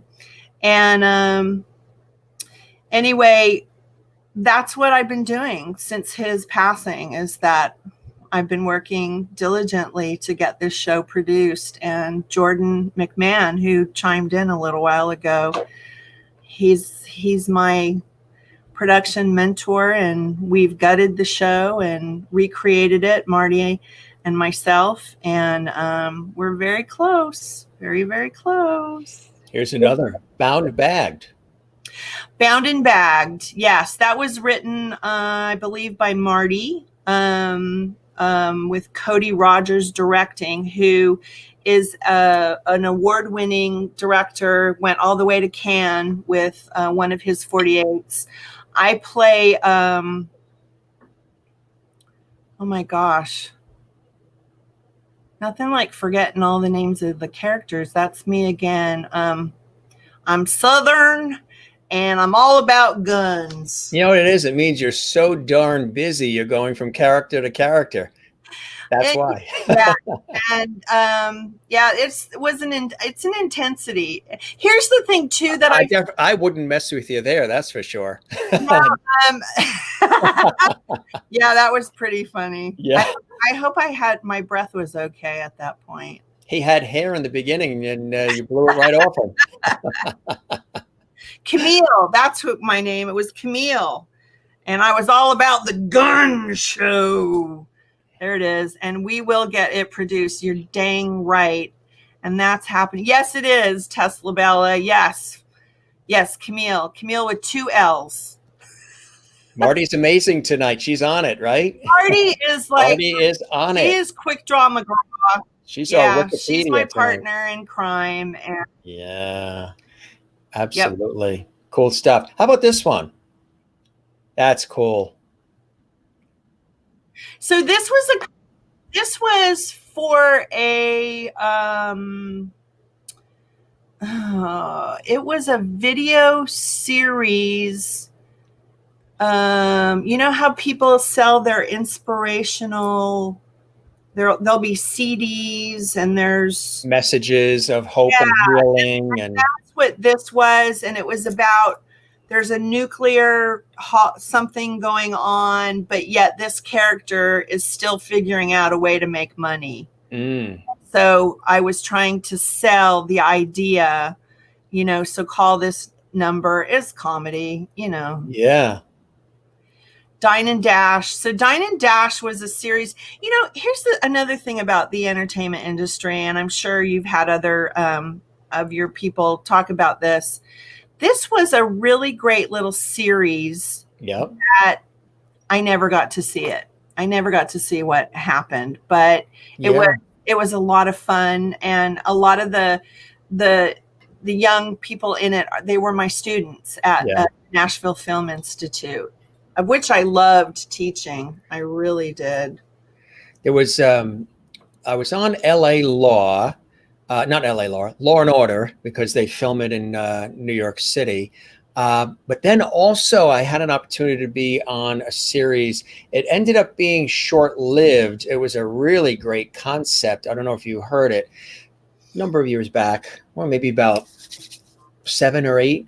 And they filmed a couple of the scenes in Westchester, New York, the scenes that I was in. It was central casting, just said, hey, you would be perfect for this part. And it was on FX, and it was called Lights Out. Oh, I've heard of that. About this boxer that was sort of washed up in retirement, and his daughter wanted to go off to college to study. I think it was maybe to be a nurse or something.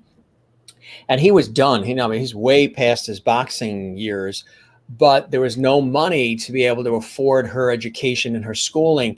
So he thought he would come back out of retirement and go back into the ring up against all these younger guys. And it was a really great story about him and his struggles, and just to make sure that he can get her funded for school and everything. And they brought me in as one of the university administrators. And we shot on location at an actual college campus and everything. And it was rolling along, but then I don't know if it just didn't really take for some reason, but it was the concept was on FX, and the concept was terrific. So stuff like that happens, right? You just don't know. Right. I mean, there was a show here in Nashville called Still the King that did really well, but unfortunately it was on a network that just really didn't promote it. So FX was new at the time too. I don't think a lot of people back then were really aware of the existence of FX like maybe now. Yeah. Here's a cool shot here. So that's Karen Carlson in the middle. And this I played a nurse. This is another project I think Karen sent me a copy of it, but I've never watched it. Jim, do you like watching yourself? I'm not real keen on watching myself. It's very interesting that you ask that, because I've had that conversation with people, even on this show. What happens with me is I'll watch myself or listen to myself, and say, for example, I was on set with everybody and they're like, oh my God, producers, you nailed it. It was terrific. You ad-libbed, you filled in, it was really awesome. All those great things that they would say.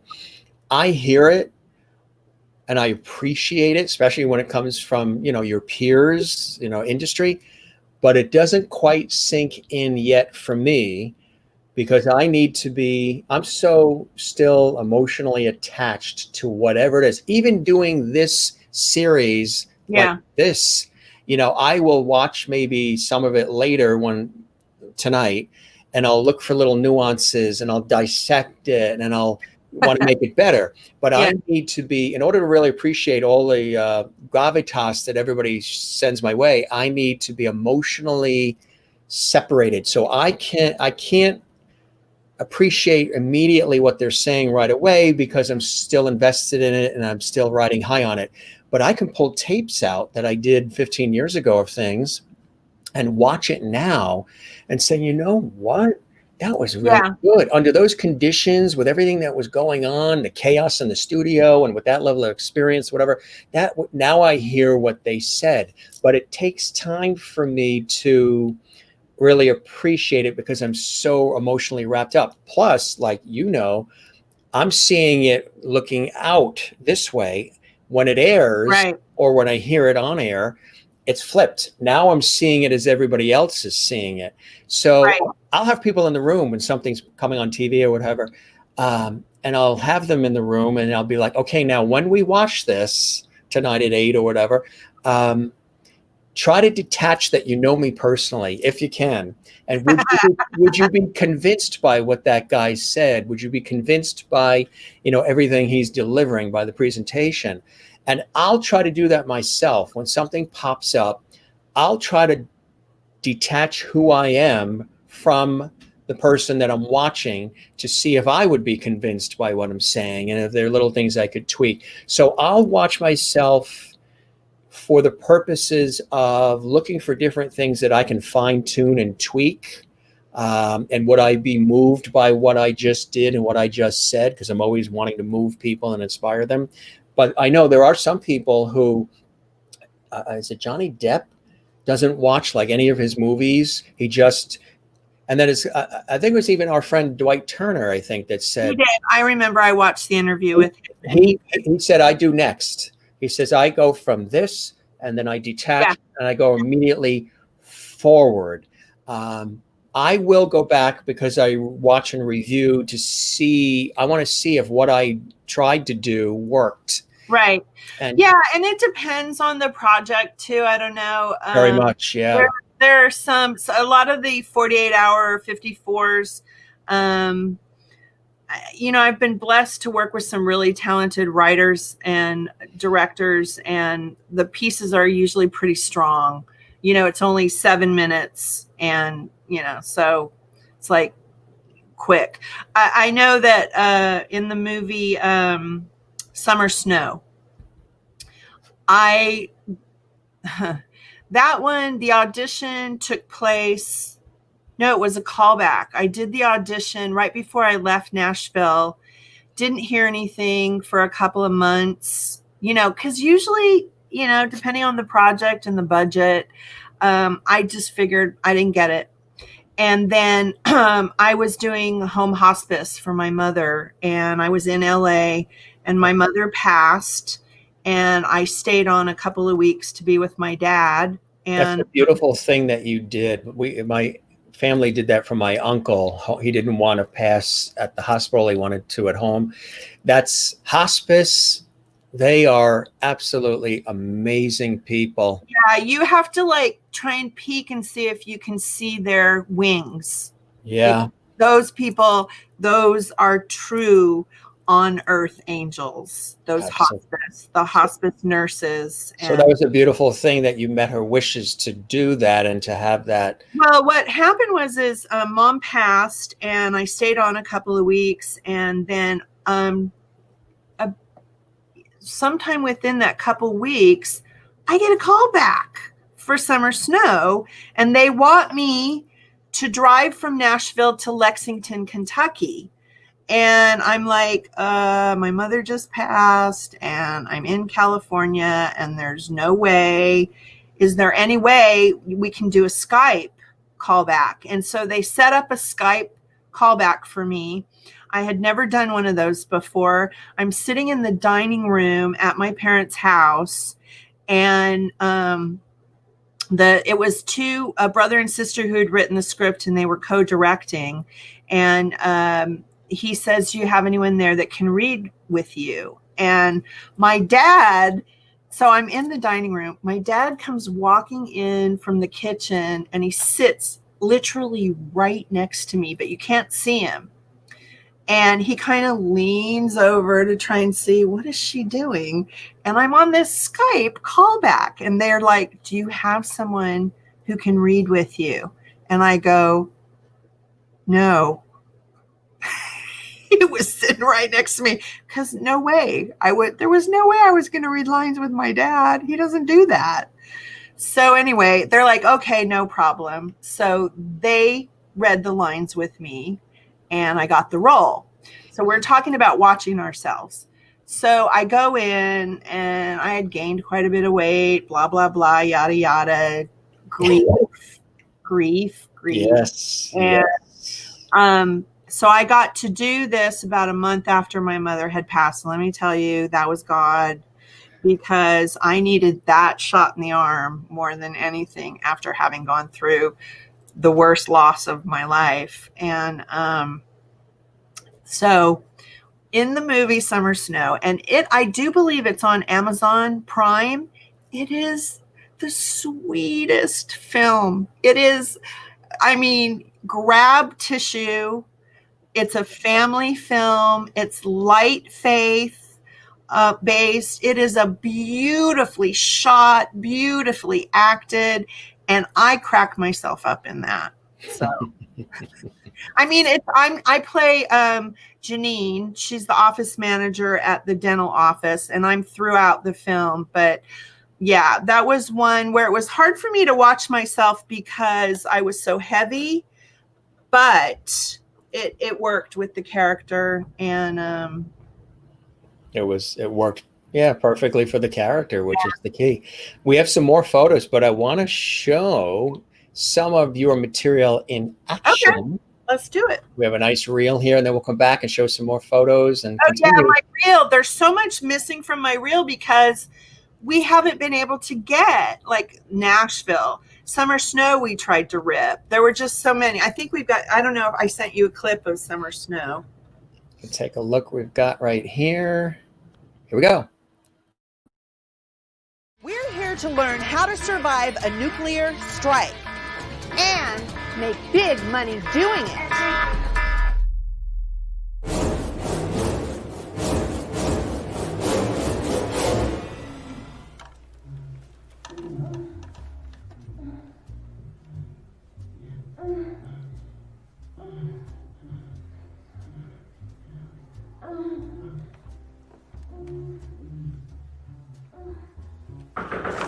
Don't be afraid.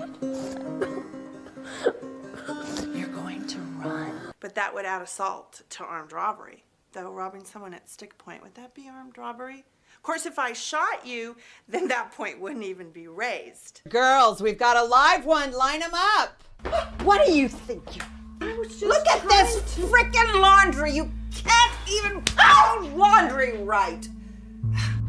Rock of ages, cleft for me. Let me hide myself in thee. Comfort me. Comfort me, my angel. Comfort me. You definitely got my tits. Oh my God, that's awesome. Oh my God, let me see. And certainly my ass too. You know how clean sheets feel when you get into them for the first time after a long, hard day? I never want to get out.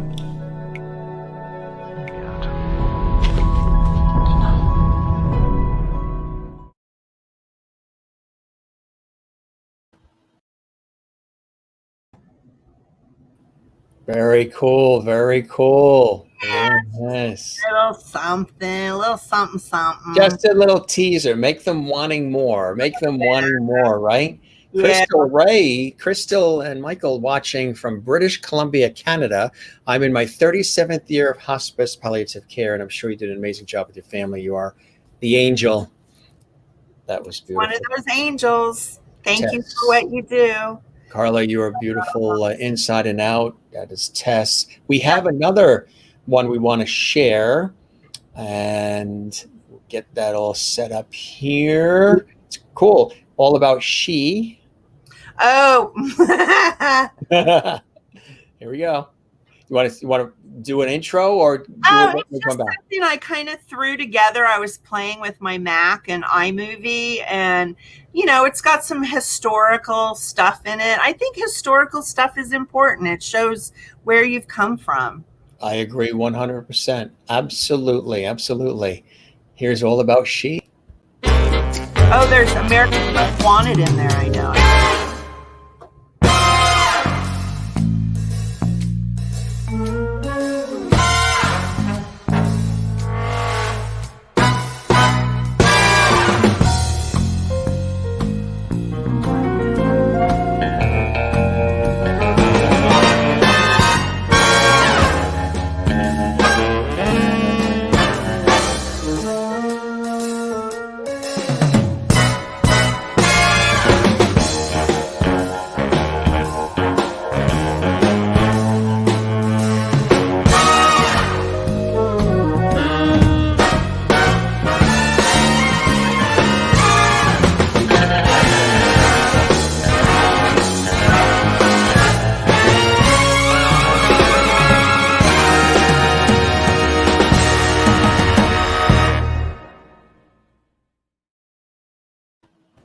Great music too. I love the clips, but that song is fantastic. It's perfect. It's a fun little thing, huh? Now, so Anne Margaret, she was in there. Yeah, I saw her. Yeah.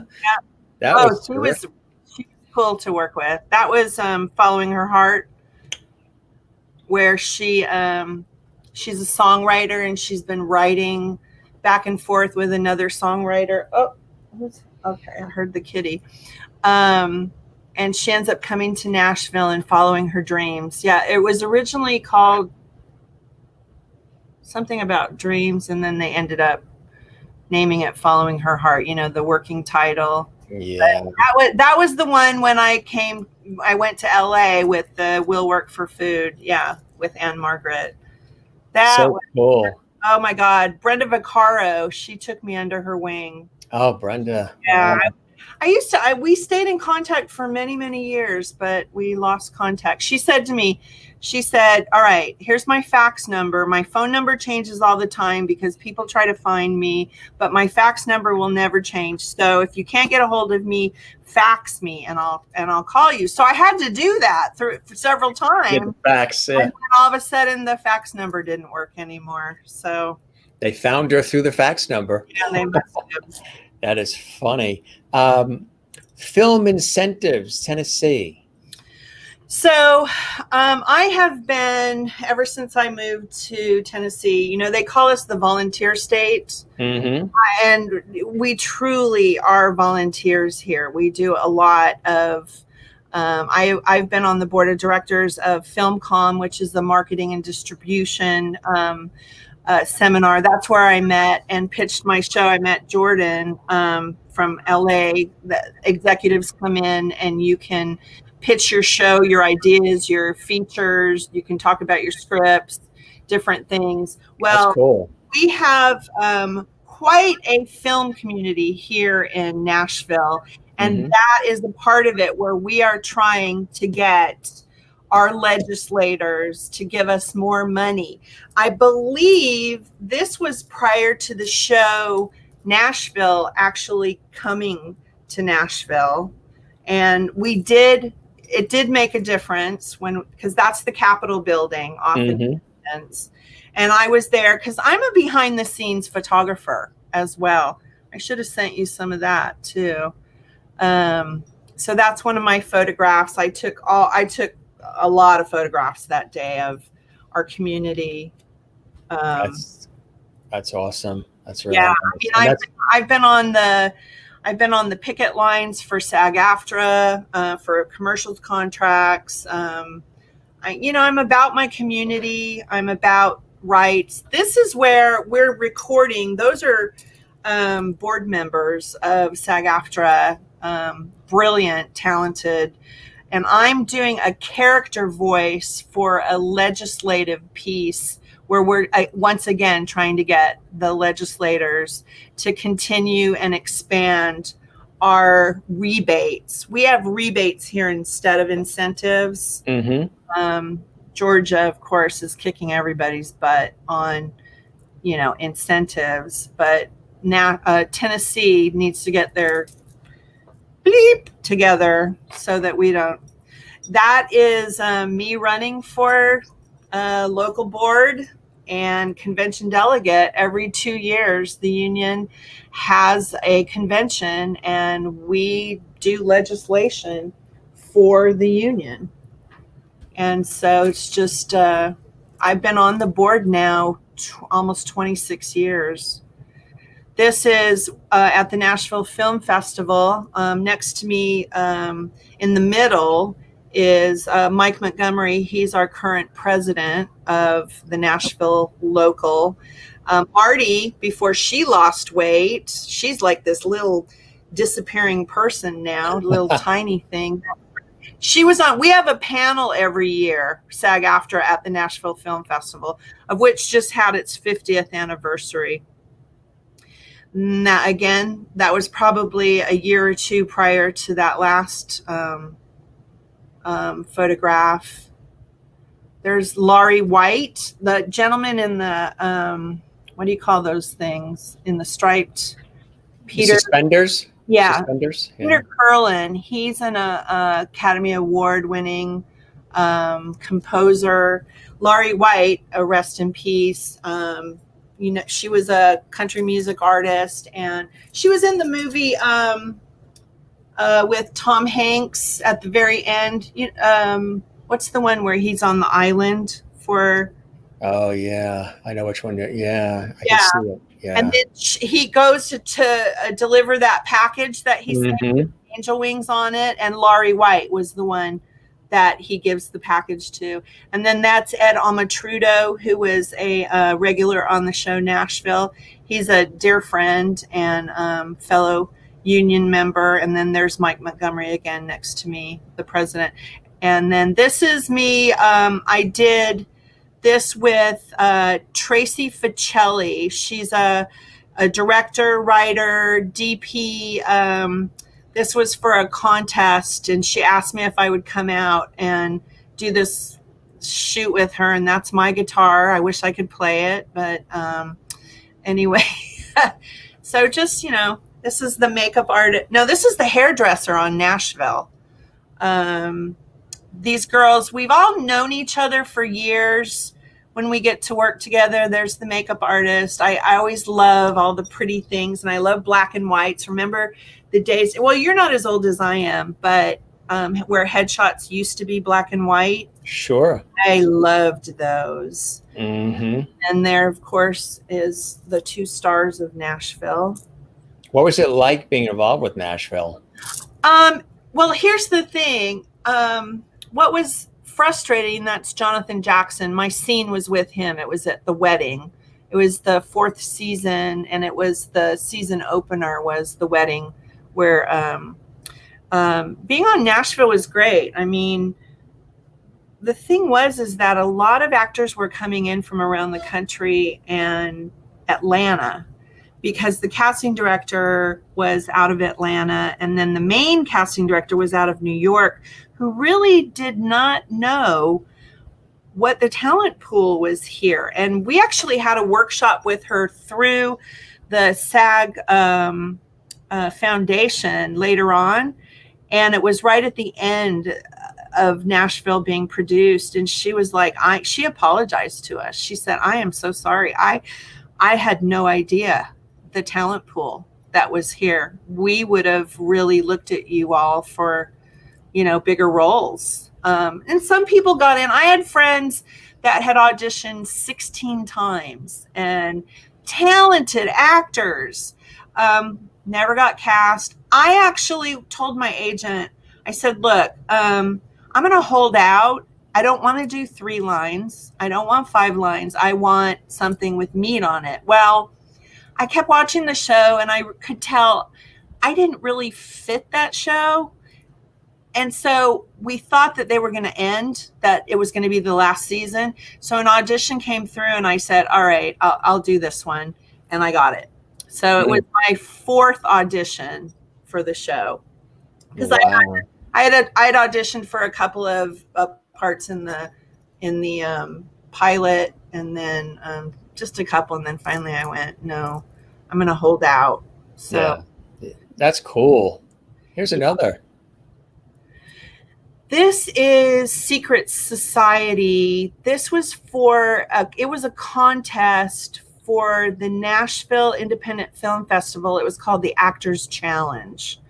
And I actually won Best Actress in this. And it's kind of voodoo-ish. It's a cute little film. But I got to work with Motke Dapp, who is an up-and-coming director, writer. And I got to tell you, I wrote him an email after my experience working with him. He was like being in Hollywood. He knew his craft. He knew how to direct actors. He knew everything about my experience on this set took me back to Hollywood. And from my perspective, because, having spent so many years on sets, I realized at one point that was my master class, because I got to watch some really amazing actors work. I remember one day I went to visit the set Dynasty, and Ricardo Montalban was he was on that day, and it was so funny because they would go, okay, cameras rolling, and then they say sound, quiet on the set, not in that order. It's usually quiet on the set, cameras rolling, sound, and then they all answer. Well, as they say quiet on the set, Ricardo Montalban would go, ho, ho, ho, ho, ho, ho. 1, 2, 3, 4, 5. So he's getting ready so that his voice doesn't crack right as he delivers his first line. It cracked me up. I mean, I was just like, okay, that's different, but smart. It's part of his routine, what he needed to do to get ready, right? Everybody has their little things that they do when they get ready. We've got another one here. This one is Like Father, Like Son. Yeah, this is another one of those 48s, and I played the madam. I was nominated for Best Actress, but I didn't win that year either. Oh, Jim Ed Brown. So Jim Ed Brown, when I was a little girl in Los Angeles, there was Channel 5, KTTV. Yes. And you would... Or KTLA, yeah. KTLA. Yeah. And commercials would come on where they would be there. Somebody would be selling their album, and Jim Ed Brown, right? So Jim Ed Brown. That's how I knew who Jim Ed Brown was, because I was not a country music person. My family didn't listen to country music. It just was not. I never watched Hee Haw. I still haven't. Little excerpts maybe here and there, but Jim Ed. The first day I walked into the boardroom at SAG-AFTRA, and it was SAG then, not SAG-AFTRA. It was right, they were separate, right? Yeah, he had his place that he sat at the boardroom table, and he was just, salt of the earth, very opinionated. He was an AFTRA guy, not so much SAG, and he wasn't really for merger, but he just was, he was a legend. And I knew him from my childhood and television commercials for his music. And then I got to meet him and know him. And, that's Nashville. That's Nashville. Nash Vegas, as we call it. Nash Vegas, exactly. Some other cool ones here too. SAG Awards. Oh yeah. So the SAG Awards, this was just this past January? Pre-COVID. It was the production. I was one of the hosts with Mike Montgomery, the president, and that was the schedule. And then the reason I took that photograph was all the Me Too. And then the 50-50 is out of England, out of London. It's so that they will write more roles for women. Hello. Women, yes, we exist. You can write roles for us. There's secret society again. Yeah, that's cool. Again. You know what was great about this shoot?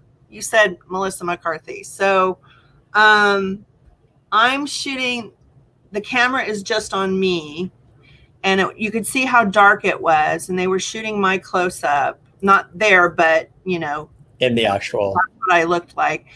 And I could see behind the camera, I could see the silhouette of the DP and then his assistant.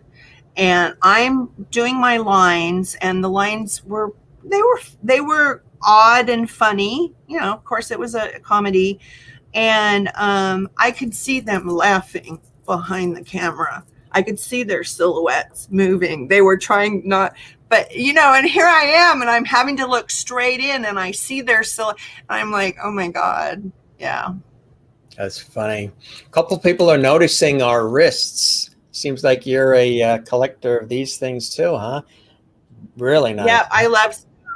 I started with one. Somebody sent me one as a gift, and then everywhere I've gone on TV shoots, L.A., Florida, Europe, wherever, you end up picking up different ones, and supposedly there's some healing, properties to these things. Definitely. I'm a rock collector, so these are pretty rocks, and all of these are stones. There's rose quartz in there. There's Same thing, yeah. this. Cool. There's some agates. I started with one, Yeah. one, and then it kept adding. And then the other hand, I'm left-handed, the other hand felt not balanced. So then we started with, I'm Libra, so we're balance and harmony anyway. I'm Gemini, so I'm a double Gemini, so I got to go to council to get an answer for anything. I like the way you said it too. You had a little wiggle when you said it. I'm Gemini. Happening with my hair here. There you go. Stolen. So stolen. Remember I told you about that VIP room? Yeah. The tent where I met Marty King Young. Yeah. Well, Marty, so she had an actress whose father was dying, and she couldn't do this film. And so she asked me if I would do this role where I play a detective about a young girl who gets kidnapped, basically, I guess you could say. Yeah. And it's a very, very powerful little piece. And so that's how I got started working with Marty from in front of the camera.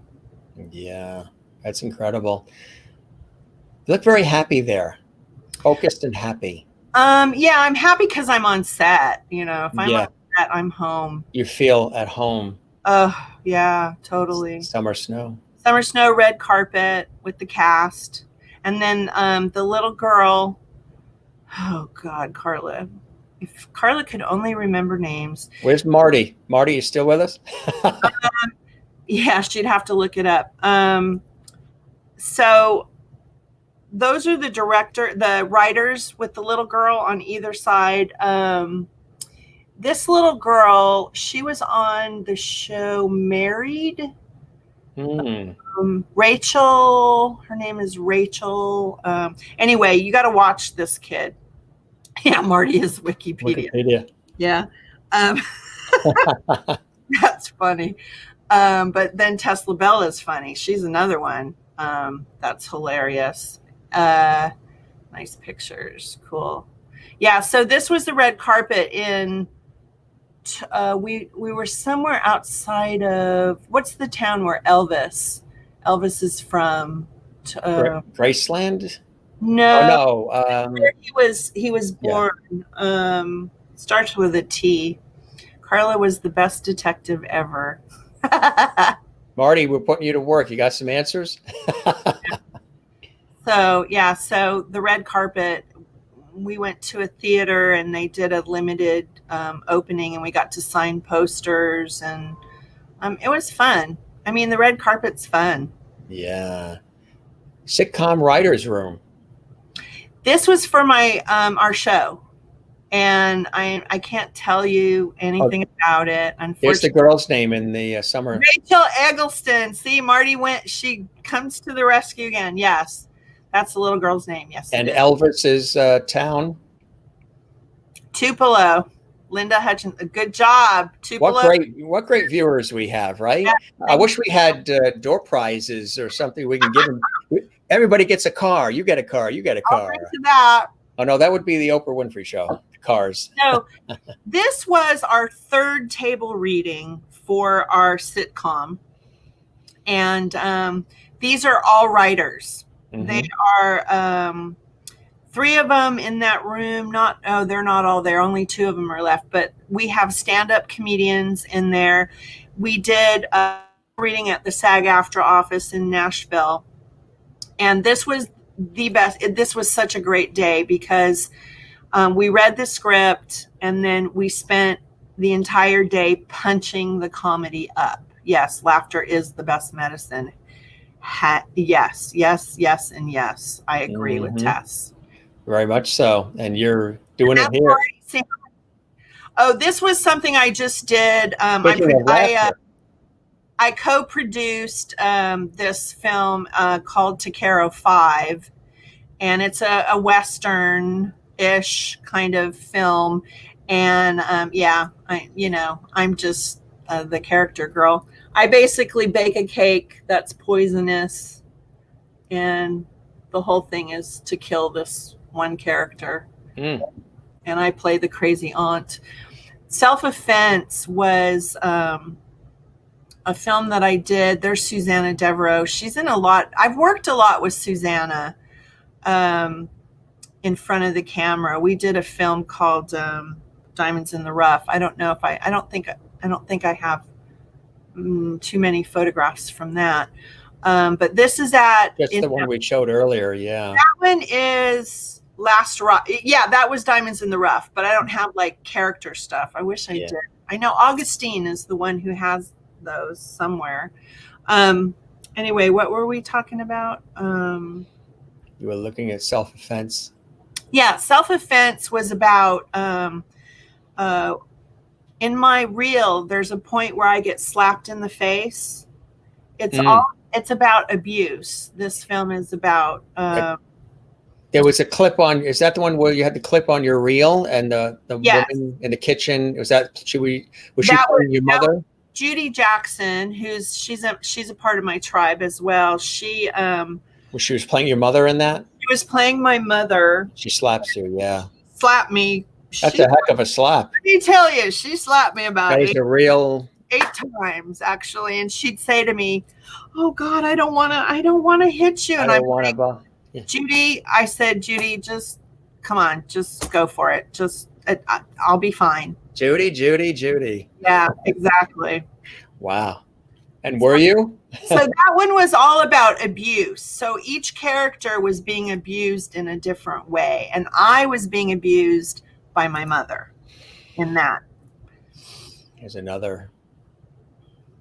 Oh, this was my Southern country rock days. This was when I first came to Nashville. That's a nice comment from Marty. And made me want to work with her. Yeah, okay. We had this conversation the other day because I said, I'm kind of tired of auditioning. I don't like that what they make actors do now. We have to self tape, we have to direct, we have to edit. It's totally changed. It's not fun anymore. And there's no relationship with the people that you're going to be doing it for. Because I've had some self tapes I had to do during all of this, homebound stuff. And it's missing something. The excitement of going to the audition and seeing the other talent and then going and performing in front, no matter what it is that you're auditioning for. And it's something, it's just missing. It's very clinical and there's a warmth that's not there. Yeah, no, I mean, because I got to tell you, I don't book as much with the self tape as I could win them in that one-on-one. Just by walking again, right? I could. It was just there's something that happens in that room, and I hear that they're talking about going back to or they're going to do Zoom meetings where you'll actually get to do an audition. Like live with them watching, and then they can redirect you or whatever. I am so on for that. That's better, right? That's better. Bring it. If that's one thing that COVID has done, I'm all for it because it's impersonal. And yeah, we were having this conversation the other day, Marty and I said. We were talking about auditioning and, because she directs and she writes and she casts people. And she said, no, I don't really like to do the audition unless it's an actor I don't know their work or something. I forget exactly. But, and I said, yeah, I've never auditioned for you. And she said, yeah, you did in Self-Offense. I saw your work there. And that was enough for me. Yeah. So, yeah. I know it's going to be interesting. Please subscribe to this channel. Jim is so good. He needs more people to subscribe to his TV show because this is fantastic. I'm having a ball talking about my career. Spread the word. Well, I did today on Facebook. I invited a lot of people, but I'll continue. Let's take this show big time. It's what I do for a living. That's it. Let's do it. Call your people. I'm coming to Nashville. I'll have my people call your people. Yeah, we'll have some coffee and And we'll talk. do lunch. We'll talk. We'll do lunch and we'll talk. We'll talk. We'll talk. That's Tesla Bella. She's the one from New York. We will talk, and as we will talk, we will look up and we will watch the skies. There we go. Oh, now that was an interesting one. Okay, down the bottom, the young gentleman in the middle. He is a winning director, writer. I went after him. I'm like, I want to work with you. And I'm learning more and more. I mean, that's pretty much what we have to do. Right. And we ended up sweeping with this film. There's Marty again before she became tiny. And she lost and I found. But yeah, this was at the screening. Subscribed. Marty subscribed. Fabulous. We love Tess and Marty. Love you guys. Yep. Mm-hmm. Merlin said her grandson hated self-taping. It is a different way of doing it. It really, really is a different way of doing it. It's going to be interesting to see if studios, just companies as a whole, are going to keep some of this home-based stuff. Like I know that Google has given their employees the option to work from home till the end of 2021. Twitter has said that if somebody wants to work from home for the rest of their career with Twitter, they can. Wow. So I wonder if there's going to be at all a paring down, money saving thing with certain industries, not just this industry, but companies as a whole saying, you know what, this wasn't so bad. I know that there is this talk about, because of Zoom and things of that nature, which is amazing, and all this online stuff, big convention centers and conference rooms at hotels and all that, where people normally would have the gatherings, the meetings, the events, they're maybe doing a lot of that online now, where those companies won't be getting the business because everybody's going to be doing it from their home office or whatever has been created as well. So it's going to be really interesting to see how things, because right now, of course, Broadway and all the theaters are shut. The studios are sort of trying to finagle how they can operate. And how is it in Nashville right now? Are things shut? We are pretty much shut down. I know that our SAG-AFTRA office has been closed. We had a quick meeting today with just the officers on Zoom. But no, there's not a whole lot happening. We actually have had to lay off some of our staff. We just laid off a staff member who'd been with the union for 40 years. That has to be really tough. She ended up taking retirement. It's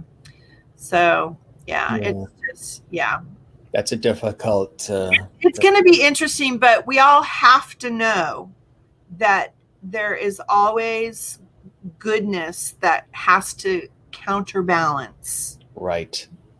So like we have to pivot and adapt and sort of morph into maybe some new fabulous things maybe coming out of all this. Yep. Keep your chin up, because there's something out there that is in more control than we are. And beyond us. I tend to think it was a combination of the divine, the earth, and Absolutely. Mother Nature coming together saying, you know what, I gave you guys this beautiful life and this wonderful planet, and look what you've been doing. You're fighting each other. Everything is divisive. There's shootings in schools. We're wrecking the planet, and everybody is just interested in the buzz and the bling and not about people and connections and kindness. And everybody was saying pre this, where are the kind people? Where are the good people? Where's the empathy? Where's the friendliness? Nobody says, please, thank you.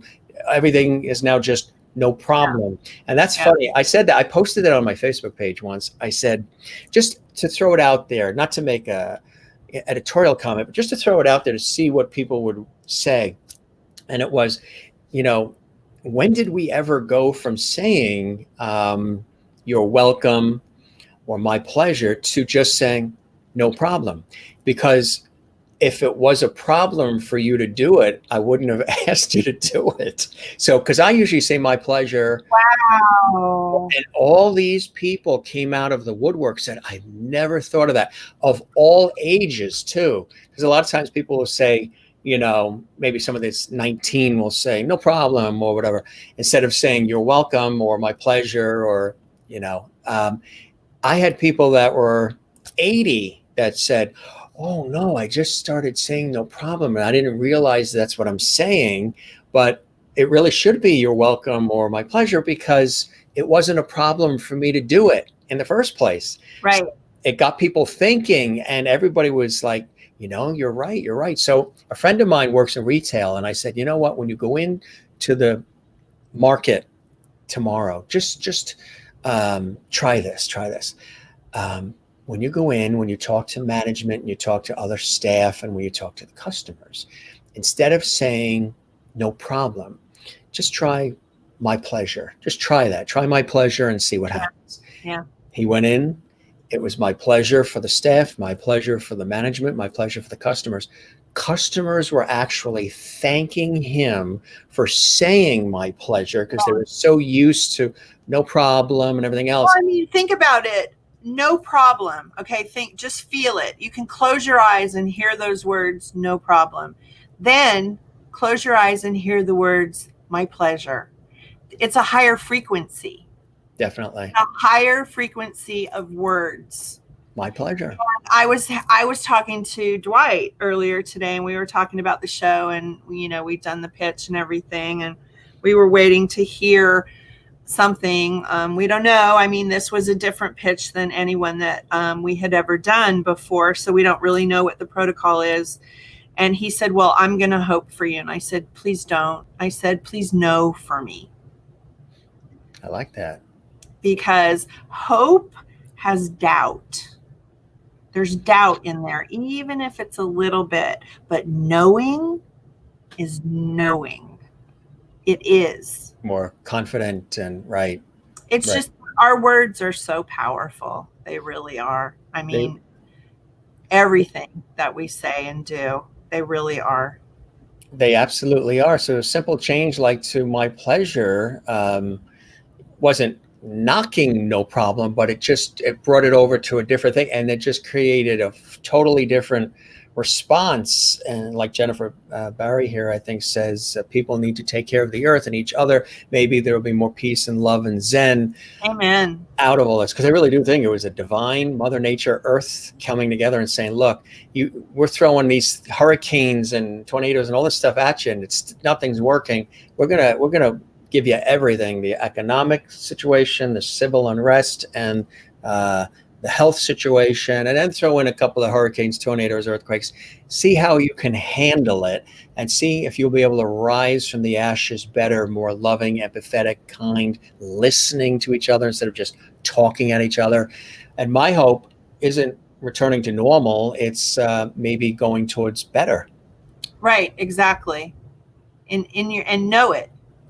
And know it, right? And know it and feel it. Absolutely. I mean, the fact that they could see the Himalayas again. And the water in Venice is clear and beautiful and cool stuff, isn't it? I got to tell you, this year, because I live out in the woods, I've lived here for 20. We're working on our 21st year out here in the magical, I call it the magical woods of Middle Tennessee. Every year that we've lived here, I see a wildflower that I've never seen before. And this year, which is really bizarre, there are more wildflowers as I drive down this one street, and they're all wild, and there's a creek bed, and we've had rain, and we're kind of in a little bit of a drought. We had a little bit of rain today, but we have never seen the bounty of wildflowers as we've seen this year. And I don't know if it's because people aren't driving as much. They were saying that like this was a bumper crop year for hydrangeas. People were posting online all of these incredible shots of hydrangeas because they were just incredibly beautiful, I guess, this year. gardening is one of the number one hobbies. I mean, I have a green thumb. I've always been a landscaper, gardener. I've always worked in the yard and everything, even when I was a kid.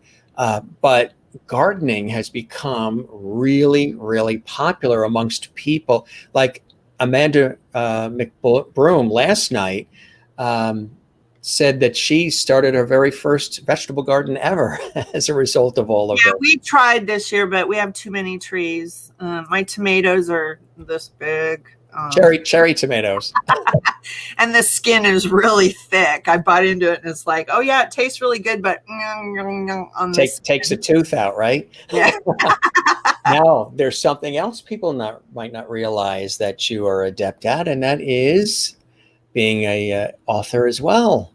Yes, Clint. Tell us about this. So, I used to have being an actor, right? You've got your day job, and then I used to work for a Fortune 500 company called Northern Telecom. Mm-hmm. And then it became Nortel Networks, and then it became Nortel. And one of the things, as I told you earlier on, is that in Tennessee, we're called the volunteer state. So I volunteered for this Pencil Pal Foundation, where you work with an elementary school and you go and you judge science fairs and spelling bees and different events with this, K through 6th grade school. So then one day, and I used to have this black cat named Clint, named after basically Clint Black, the country music artist. And one day he came in my back door with a bird in his clutches of his mouth and his teeth. And I screamed and he dropped the bird and I swished it out the door with a broom. And on my way to work, I wrote almost the entire book. I pulled over on I-65 going south because I had the text in my head, Clint the Black Cat, hunter of prey. I'll pray that he doesn't go their way. He stalks the squirrels, the birds, and the bees. Sometimes he captures while running up trees. Well, here's the thing. It's written in Shakespeare's iambic pentameter. So what I did is the Pencil Pal school that I worked with, McGavick Elementary, I built a curriculum along with their art teacher, and we put the text up in the art room, which at the time there were 400 children, and each child got to do a drawing for the book. So they got to do a black and white, just black crayons. I went and bought crayons for the school for every kid. And then they got to do a color version, and the drawings are all done by kindergarten through, it wasn't 6th grade, it was 4th grade, kindergarten through 4th grade. And so the cover of the book is done by a 4th grader. And so that's my book. Eventually I was hoping that it would be a series. And I also wrote I wrote a half an hour television show for Clint the Black Cat, based similarly on like Pee-wee's Playhouse. And it got shelved when my mom got sick, got pushed to the back burner got turned off, and then eventually pushed off, but it's still back there. You just never know. Yeah, it's cute. So that's incredible that a child did that cover like that, huh? Oh yeah. And some of the drawings, I have a copy of the book right here. Some of the drawings are quite elaborate. There's the inside of the book. The many faces of Clint the Black Cat is seen and drawn by children. And it was quite an undertaking. I mean, look at this drawing right here. I snarl and I hiss as I prowl. As a 4th grader too, but we've got kindergarten. So there's just, creativity. And the thing is it was really interesting to watch how my book empowered children. That's the key, right? That's a beautiful thing. Where can people get the book? Is it Amazon or you can go to website? You can go to clinttheblackcat.com, and I haven't been out there in a while. They can get the book directly from me. They're $20 basically plus shipping, and it's a hardcover book. They've been, they get sent all over, just depending on what the shipping is. Because that's another thing that is big, is reading. A lot of people are reading now. They're listening to music. They're going back to some of the basics through all of this, which is a beautiful thing. Yeah. Yeah, they can. I think my email and everything is out there. Yeah, I need to catch up on that. So many things. I've got this Post-it note on my computer. This is what I need right now. A personal assistant with skills. A personal assistant with skills. Yeah, that's what's up and coming, because, oh my gosh, if I had a personal assistant, I need to basically duplicate me, because I'm a graphic, I do graphic design, I do photography. I mean, I'm the quintessential artiste. That's right. Look at that. Yeah, that was those were my thinner days. I've got the COVID-15 easily. Well, you've heard what they said. 6 feet apart from each other, but we have to be 10 feet apart from our refrigerators. Have you been, I think I asked Amanda McBroom this last night too. Have you been consuming or craving some of your childhood foods and comfort foods through this? I know a lot of people have been doing that, and I've been eating some things that I wasn't, but I did when I was a kid, and that we've been, cooking up a lot of comfort food and things we remember and things like that. I will say that my husband and I, with my Hispanic background, at the beginning of quarantine, my husband is a truck driver, so he's an essential worker. Yes. So he's out on the road. He might be listening to this. He probably is, but he's moving down the road. And he would he'd come home on Friday night or Saturday morning, and I will have a fresh pot of beans, that will eventually turn into refried beans. It starts out as kind of soupy, which is delicious. And then I'd make Mexican rice, and then, chop up. So yeah, the answer is yes. Basically, it was it became the staple for the first 3 months of COVID. He would come home because he eats on the road all week long, which is fast food. And then he's looking forward, because see, I love to cook. I am a cook. And then I had a big Pampered Chef party, and then I got an air fryer, and I've been doing pizza. Pizza definitely is one of those. I had just done a month of juicing prior to quarantine, and I had lost probably 15 pounds. Well, guess what? It found me. Isn't it amazing? And what it was like to do a month of juicing, I mean? That's fantastic. It was fantastic. And it requires resilience and stamina too. That's what I'm drinking right now. I've got a juice here right now. What kind? What's in there? That one has sweet potato, carrots, ginger, lemon, turmeric, cucumber. I think that's it. Mm. And then stevia. I make it real sweet. Oh, I do the stevia as well. Oh God, Augustine. Yeah, he's like a just avoid high calorie foods, drink a lot of water. Yeah, he's right. Drink a lot of water. That's the other thing, is drinking the water. I like the way you say it too. Yeah, he's right. Yeah, he's right. Right. Yeah. Okay. Thanks, Augustine. Awesome. Yes, it is. I got to say that craving peanut butter and jelly sandwiches. I have not had a peanut butter and jelly sandwich in years. I love peanut butter and jelly, but then that would mean the potato chips too.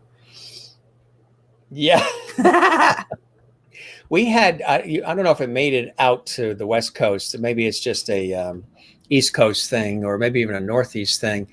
We had something called Fluffernutters, which is peanut butter and fluff, which is, you see it in the stores too. It's marshmallow fluff. And the combination of the peanut butter with the marshmallow fluff, Oh, and if you toast it on an English muffin. Oh my God. We used to make those little pizzas. Now that sounds like it should be illegal. Very, very good. Peanut butter. Oh my God. Mm-mm. Sometimes if I'm really hungry and I don't want something big and it's like later at night, I'll just take a scoop of peanut butter and that's all I need. Yeah. You know, it'll fill me. And I love this shot of you. This is beautiful too. That's my most current headshot. That was taken a year or so ago. So, yeah. I like that one too. Gallon of water a day. Oh God, Augustine. He goes, thanks. Oh, I love my friends. They're good people. Yeah, that's right. You've got your posse, and that's great. Now, they're all lovelies tonight. They're yeah, and you've got new subscribers. Nice people here. Nice people. Oh, what do we say? Never say muffins to somebody that attempted of the idea of losing weight. Muffins. Yeah, right now I'm just sitting with it. I'll get to it at some point. I'll get back to the juicing. The juicing, it's really surprising how you can do juice. I had done juice once for 7 days and I thought I was going to kill myself on day 4. When I decided, I watched this film called Fat, Sick, and Nearly Dead. And one of my best friends here wanted me to watch the movie. I watched it. And I thought, you know what? 60 days of juicing. That was the goal. Right. And then COVID happened. So I had driven out to work on a Western, White Talon City, written by Marty King Young. And I was doing the behind the scenes photography, and I drive a sports car, and I bought this car to drive it, and I drive all over the country. And one of these days I'm going to Florida to see Tesla Bella. And so anyway, I drove all the way down to San Antonio, Texas. I took all my juice with me, pre-done, frozen. And let me tell you, it was the easiest thing. I didn't have to stop anywhere for food. I didn't have to think about what I was doing. And the one thing that I got out of it mostly was I really liked me. I was doing that. I was so good to myself. Which is the key, right? You're treating yourself. Yeah. Like Christopher Joseph says, moderation is the key. We do the Fluffernutters here in North Carolina. Oh my. Fluffernutters. Yeah. Does it really taste like veggie you put in the juicer when you're juicing?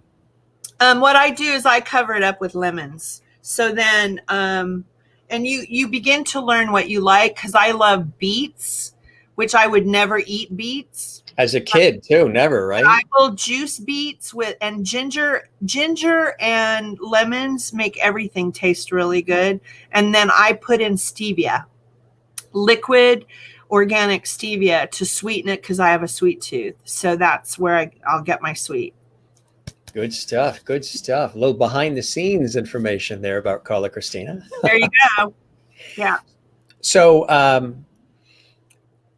how did you get into that role of becoming the vice president of SAG-AFTRA Nashville? How did that opportunity happen for you? So for many years, I was the secretary for Screen Actors Guild Nashville. And then we merged, which we happened to merge the year that my mother was dying. And so during the election process, I did run for the board. They put someone else up as secretary, and I was kind of miffed about that. And I've had a conversation about it with, I'm the type of person that I will say to you exactly what I think, and, or I'll be quiet. My mother used to say, if you don't have anything nice to say, then don't say anything. But I believe that communication is extremely important. And that if I am honest with you and I tell you how I feel, then you'll know exactly what you're dealing with. And I also am a firm believer in treating people the way I want to be treated. So You would that do very well on aside, the East Coast. I just started. You would do well on the East Coast. Would I? Yeah, yeah. Oh, cool. Speaking how authenticity, speaking, you know, your mind, but in a way where, you know, it's done with not restraint, but just, you know, you're speaking authentically, and that's the key, because a lot of times, you know, a lot of people don't speak authentically. If I disappear, you know, if I kind of like go off, like fall off the edge of, you know, your existence, like, Julie, where's Carla been? I might be trying to work through processing if somebody has maybe said something or done something that I don't feel really good about, and I have to go and I have to see, okay, what about that is about me? And so you'll review what just happened or what you've heard. But I mean, I might disappear for a while, like months or so, because I know that if I'm going to face that, the Latina is going to come out, and the LA girl is going to come out. And the LA girl is a tough cookie.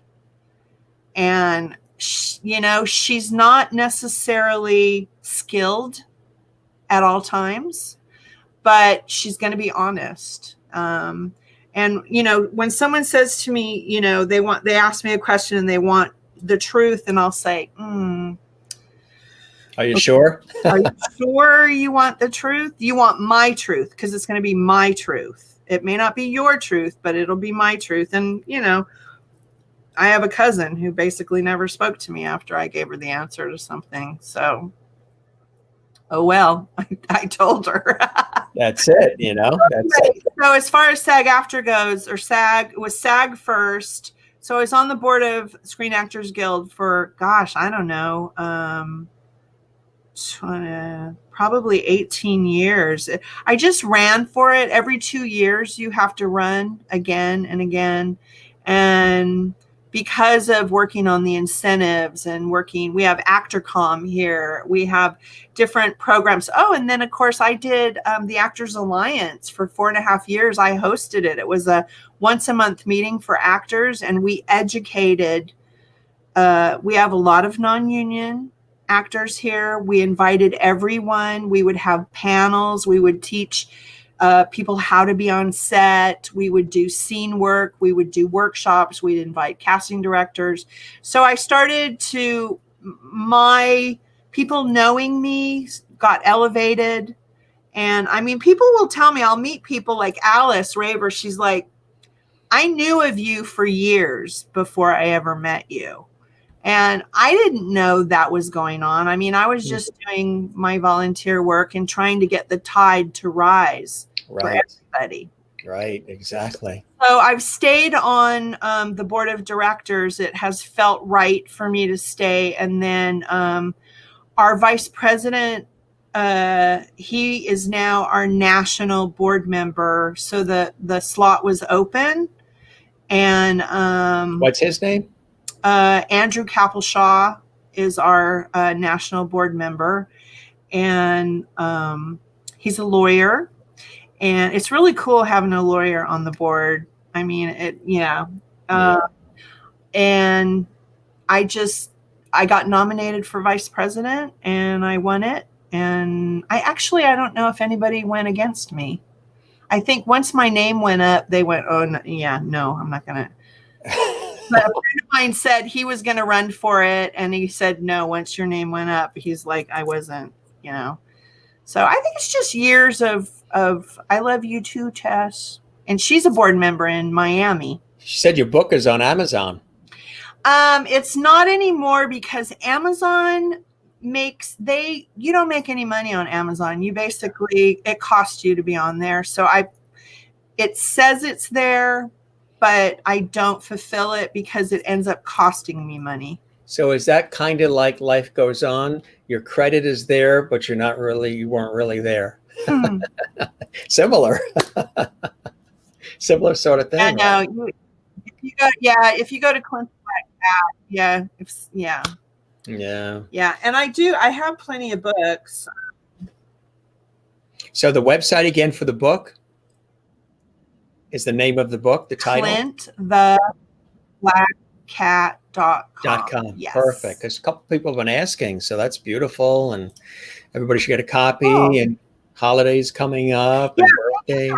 They can look me up on Facebook too. I have a Facebook page that is the artistic works of Carla Christina Contreras, and I have fine art. I have so much that I do artistic. Yeah, so you're keeping busy. Things are, you're getting through it all. When somebody says they're bored, I'm like, really? How can you be bored? How many closets have you cleaned during all this? Well, we had water damage, so my house got completely gutted and emptied, and then right before COVID, I was still emptying boxes. So there's still more work to be done. Actually, I got tired of the boxes, and I just kind of moved on, and I'm getting close to wanting to finish the boxes. So you've been doing a lot of work around the house. Yeah. Oh yeah, because what else is there to do? And then of course raising a puppy and a kitten. So what would you say to somebody watching who is considering, now you have this wonderful experience, sort of like the trifecta, your father introducing you to it in the way that he did, you being fully invested in it, in so many different roles, so many different hats, on camera, behind the scenes, knowing the business side, being involved as vice president of SAG-AFTRA Nashville, somebody that's considering, because I get asked this question a lot too, as far as being in, this field. What would you say to somebody who's considering entering this field now? Well, first of all, some people, I think I mentioned this to somebody a couple of weeks ago. Some people today want to do it only because they want to be famous. And that's the wrong reason to go in, because there's rejection, there's long hours, there's a lot of work. It can't just be famous, and famous has its swords attached to it. Well, I mean, there are different ways to become famous. As an actor, your chances of becoming famous are pretty slim. I think about, we have 160,000 members in our union, but yet less than probably 1% of them are famous. What I say to people who are talking about getting into this business, and I don't think it matters whether, now it would be a great time. You can train. It's going to be over Zoom. And I've heard some great things about different trainings. One of the girls in my tribe, Emily, is doing a training that she just can't talk enough about. But the one thing that I say to anyone who is thinking about getting into this business is that it must be the first thing that you think about when you wake up in the morning. And it is the last thing that you think about when you go to bed. You have to live it and breathe it. You have to live it. You have to breathe it. You have to eat it, drink it, eliminate it, everything. Because if you do not have that level of love for what you do, you will not have a good time. It will not be a pleasant experience. And this business, I'm a professional rejectionist.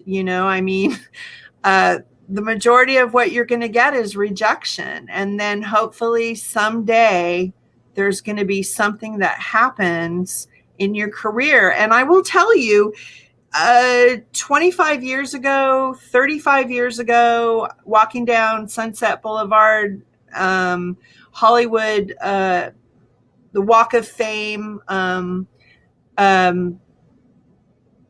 fact that I would be the creator of a major television show concept, no, I would have never thought. So the thing about this business is that, it's a creative business, but Hollywood is different too. Hollywood's pretty, if I'd have stayed there, there's probably a good possibility that my career would have gone much further as an actor, because I would have been persistent and I would have kept going and kept going, as I did here, but it's a smaller market. But then who knew that Atlanta would become such an entertainment hub? But you've got to love what you do, no matter what it is. And especially now, to enter it now, I would never deter a person, especially if they had that love for it and that they must do it. And studying at Strasberg, Mark Marno was my first, he was Lee Strasberg's protege in teaching, and he was my first coach there. And the first day in class, he basically said that to me and told me that, if you aren't breathing it, drinking it, eating it, and thinking about it constantly, then get out of my class. And he didn't say it that kindly. He actually used an expletive. And I was like, well, I am that person. So. That's beautiful advice. It's so important. You got to really, again, live it, breathe it, because it can consume you too. So you want to consume it and pull what you can from it and give it back in your performance, whatever it may be, behind the scenes, on camera, on air, or on stage. And you go in, you do your audition, and you let it go. I mean, I basically, I turned 60 in June, and there was some sort of shift that occurred with me. I could feel it coming on in January. It was real interesting. And one that you embraced? It was a kind of I don't give a bleep kind of attitude toward, I'm an actor. I will always be an actor. I love acting. I can't get enough of it, but I'm tired of the process, as we talked about earlier. And then this audition came across just last week, and I thought, oh, okay, whatever, I'll go do it. And then I got a call back. And then I was like, then they sent me a much larger. I went from 3 lines to a co-starring. And then I was traveling, so we were going to East Tennessee to look for land. And I said, I can't get it in till Monday. Well, guess what? It was too late. I got the audition in. I killed it. And my girlfriend, Susanna. You said that very much like Melissa McCarthy. Did I? You did. You even took on her whole persona. Killed it. I mean, I'm telling you, I cracked myself up. I wish I'd have sent you that audition. And so I had to send it directly to the casting director, right? So WeTransfer is going to tell you when it gets opened, blah, blah, blah. Never got opened. So I wrote a Facebook entry, and I'm like, all right, dear casting directors, agents, I listed, I even tagged the producer of the film because I'm friends with him. I don't really know him, but we're friends. And I was like, can you please tell me, blah, blah, blah, what would you do? And I had already followed up and so forth. And I started to care again. That's you the gotta key. Do it and let her go. As Marty says, if you want to act for praise, this would be a very hard road. Exactly. Yeah, no. That's right on, Marty. No. So what before we wrap, what continues to give you the greatest joy and blessing in your life to continue to propel you forward and stick with it all as you have done so beautifully? Laughter. Key. Laughter. The thing is that hearing people laugh because of something that I did or something that I created. It's terrific, isn't it? Laughter is this. It's all I work for. I mean, the money's great, and I receive the bounty that is coming to me. That has come to me, but I gotta say, man, when people laugh, that's it for me. That's like a standing ovation right there. When they're laughing at my performance, or laughing at something that I said, or laughing at something that I wrote, that is there's for me, there's nothing else that tops it. Absolutely. Beautifully said. Beautifully said. This was an amazing evening on the Jim Masters Show Live. And I toast you, all the I'll accomplishments, push you back with past, present, and future. Mm. It was really wonderful having you on the show. And thanks for sharing so much of your world and your life. And you're welcome back anytime, Carla, Christina. And I really thoroughly enjoyed it. I know our viewers around the world have as well. I hope you enjoyed your time with me as much as I have. My pleasure. My pleasure. No problem. I hope you enjoyed your time with me as much as I have with you. Yes, I have, very much so. It's been going down memory lane. And I hope it lived up to the expectations that you were. Oh, it was way better. Because I was like, all right, I know that I'm going to have to get used to being interviewed. And I know there was one red carpet that I was on some time ago for self-defense, and I just kind of went, you actually have to kind of practice. Thank you, Jennifer, for being here. And there's Dolly. There's Dolly. Thanks to Carla for spending this evening with us, sharing details behind the scenes and stories of much of her career and childhood, showing us how multi-talented she is, and to end with such words of wisdom. And thank you, Christine. That's beautiful. Thanks for coming on to the show tonight. Had to watch in bits, and we'll be watching the whole show again later because you can watch it on YouTube, the whole thing. Willie in Holland is still with us. Wow, Willie! It's almost 5 a.m. Willie didn't come. She was back here a little while ago. I wish she would have jumped up, but she didn't. You know, cats, they're just unpredictable. Mm-hmm. That's right. Exactly. Beautiful stuff. It really, really was a great evening. And I wish you nothing but continued success. You're welcome back anytime. That. Thank you so much, Jim. And I hope either when you're on the East Coast, maybe between New York and Boston somewhere, or LA or Nashville, if I'm there, I hope we get together and break bread, and that would be a pleasure. Yes, please. Yes, I would love that. And thank you so much for honoring me with being on your show.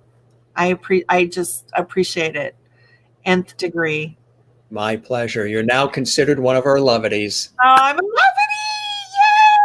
You're one of our loveties. We're loveties, Dolly. We're loveties. That's right. Did you ever think such a thing? Of course I did, because I am love. That's right. So there you go. That's a good way to think. Well, blessings to you. And you stay safe, you stay healthy, and let's stay in touch. I look forward to that. And again, my pleasure to have you on the show, and it was extraordinary. And Thank you so much. My pleasure. You have a wonderful night, okay? You too. Take care, and good night. Good night. Portions recorded. Yeah. Carol Burnett, right? She used to do that for her grandmother, letting her grandmother know that she was doing okay. Yep. Cool stuff. Thank you. You do great work, Jim. Thank you. I appreciate that. I appreciate you. You take care now. Bye-bye. Bye-bye. Fantastic, wasn't that? She is absolutely amazing. So full of energy. And the word that Lou Grant told to Mary Tyler Moore, you've got spunk. She really does. And of course, she's got an incredible background. And it was a real pleasure having her here on the show. Our very special guest, Carla Christina Contreras. Don't you love that name? Beautiful name, beautiful spirit inside and out. Thank you very much for, yes, she is now a lovety. Absolutely. So cool. I like her. That's perfect. I knew you would. Everybody loves her puppy as well. Of course. How could you not? Wonderful evening. And again, we appreciate your being with us here on the show. And we thank her very much for joining us, a wonderful guest, and giving you some behind the scenes as well, information about the business and about her fabulous career and all the amazing things that she has done over the years as well, starting as a wee tot in such an early stage, but really understood and still understands, what it's all about in so many incredible roles and so many incredible stories, including the Waltons. I mean, you name it. Just absolutely amazing. And so happy you guys enjoyed it. And that's what it's all about. Light, levity, and love, and just sharing all of it here on the show with you. Again, we thank our very special guest, CARLA CHRISTINA CONTRERAS. Truly wonderful. Tomorrow night, Darius DeHaas is going to be with us. He's a brilliant actor and singer, recording artist as well.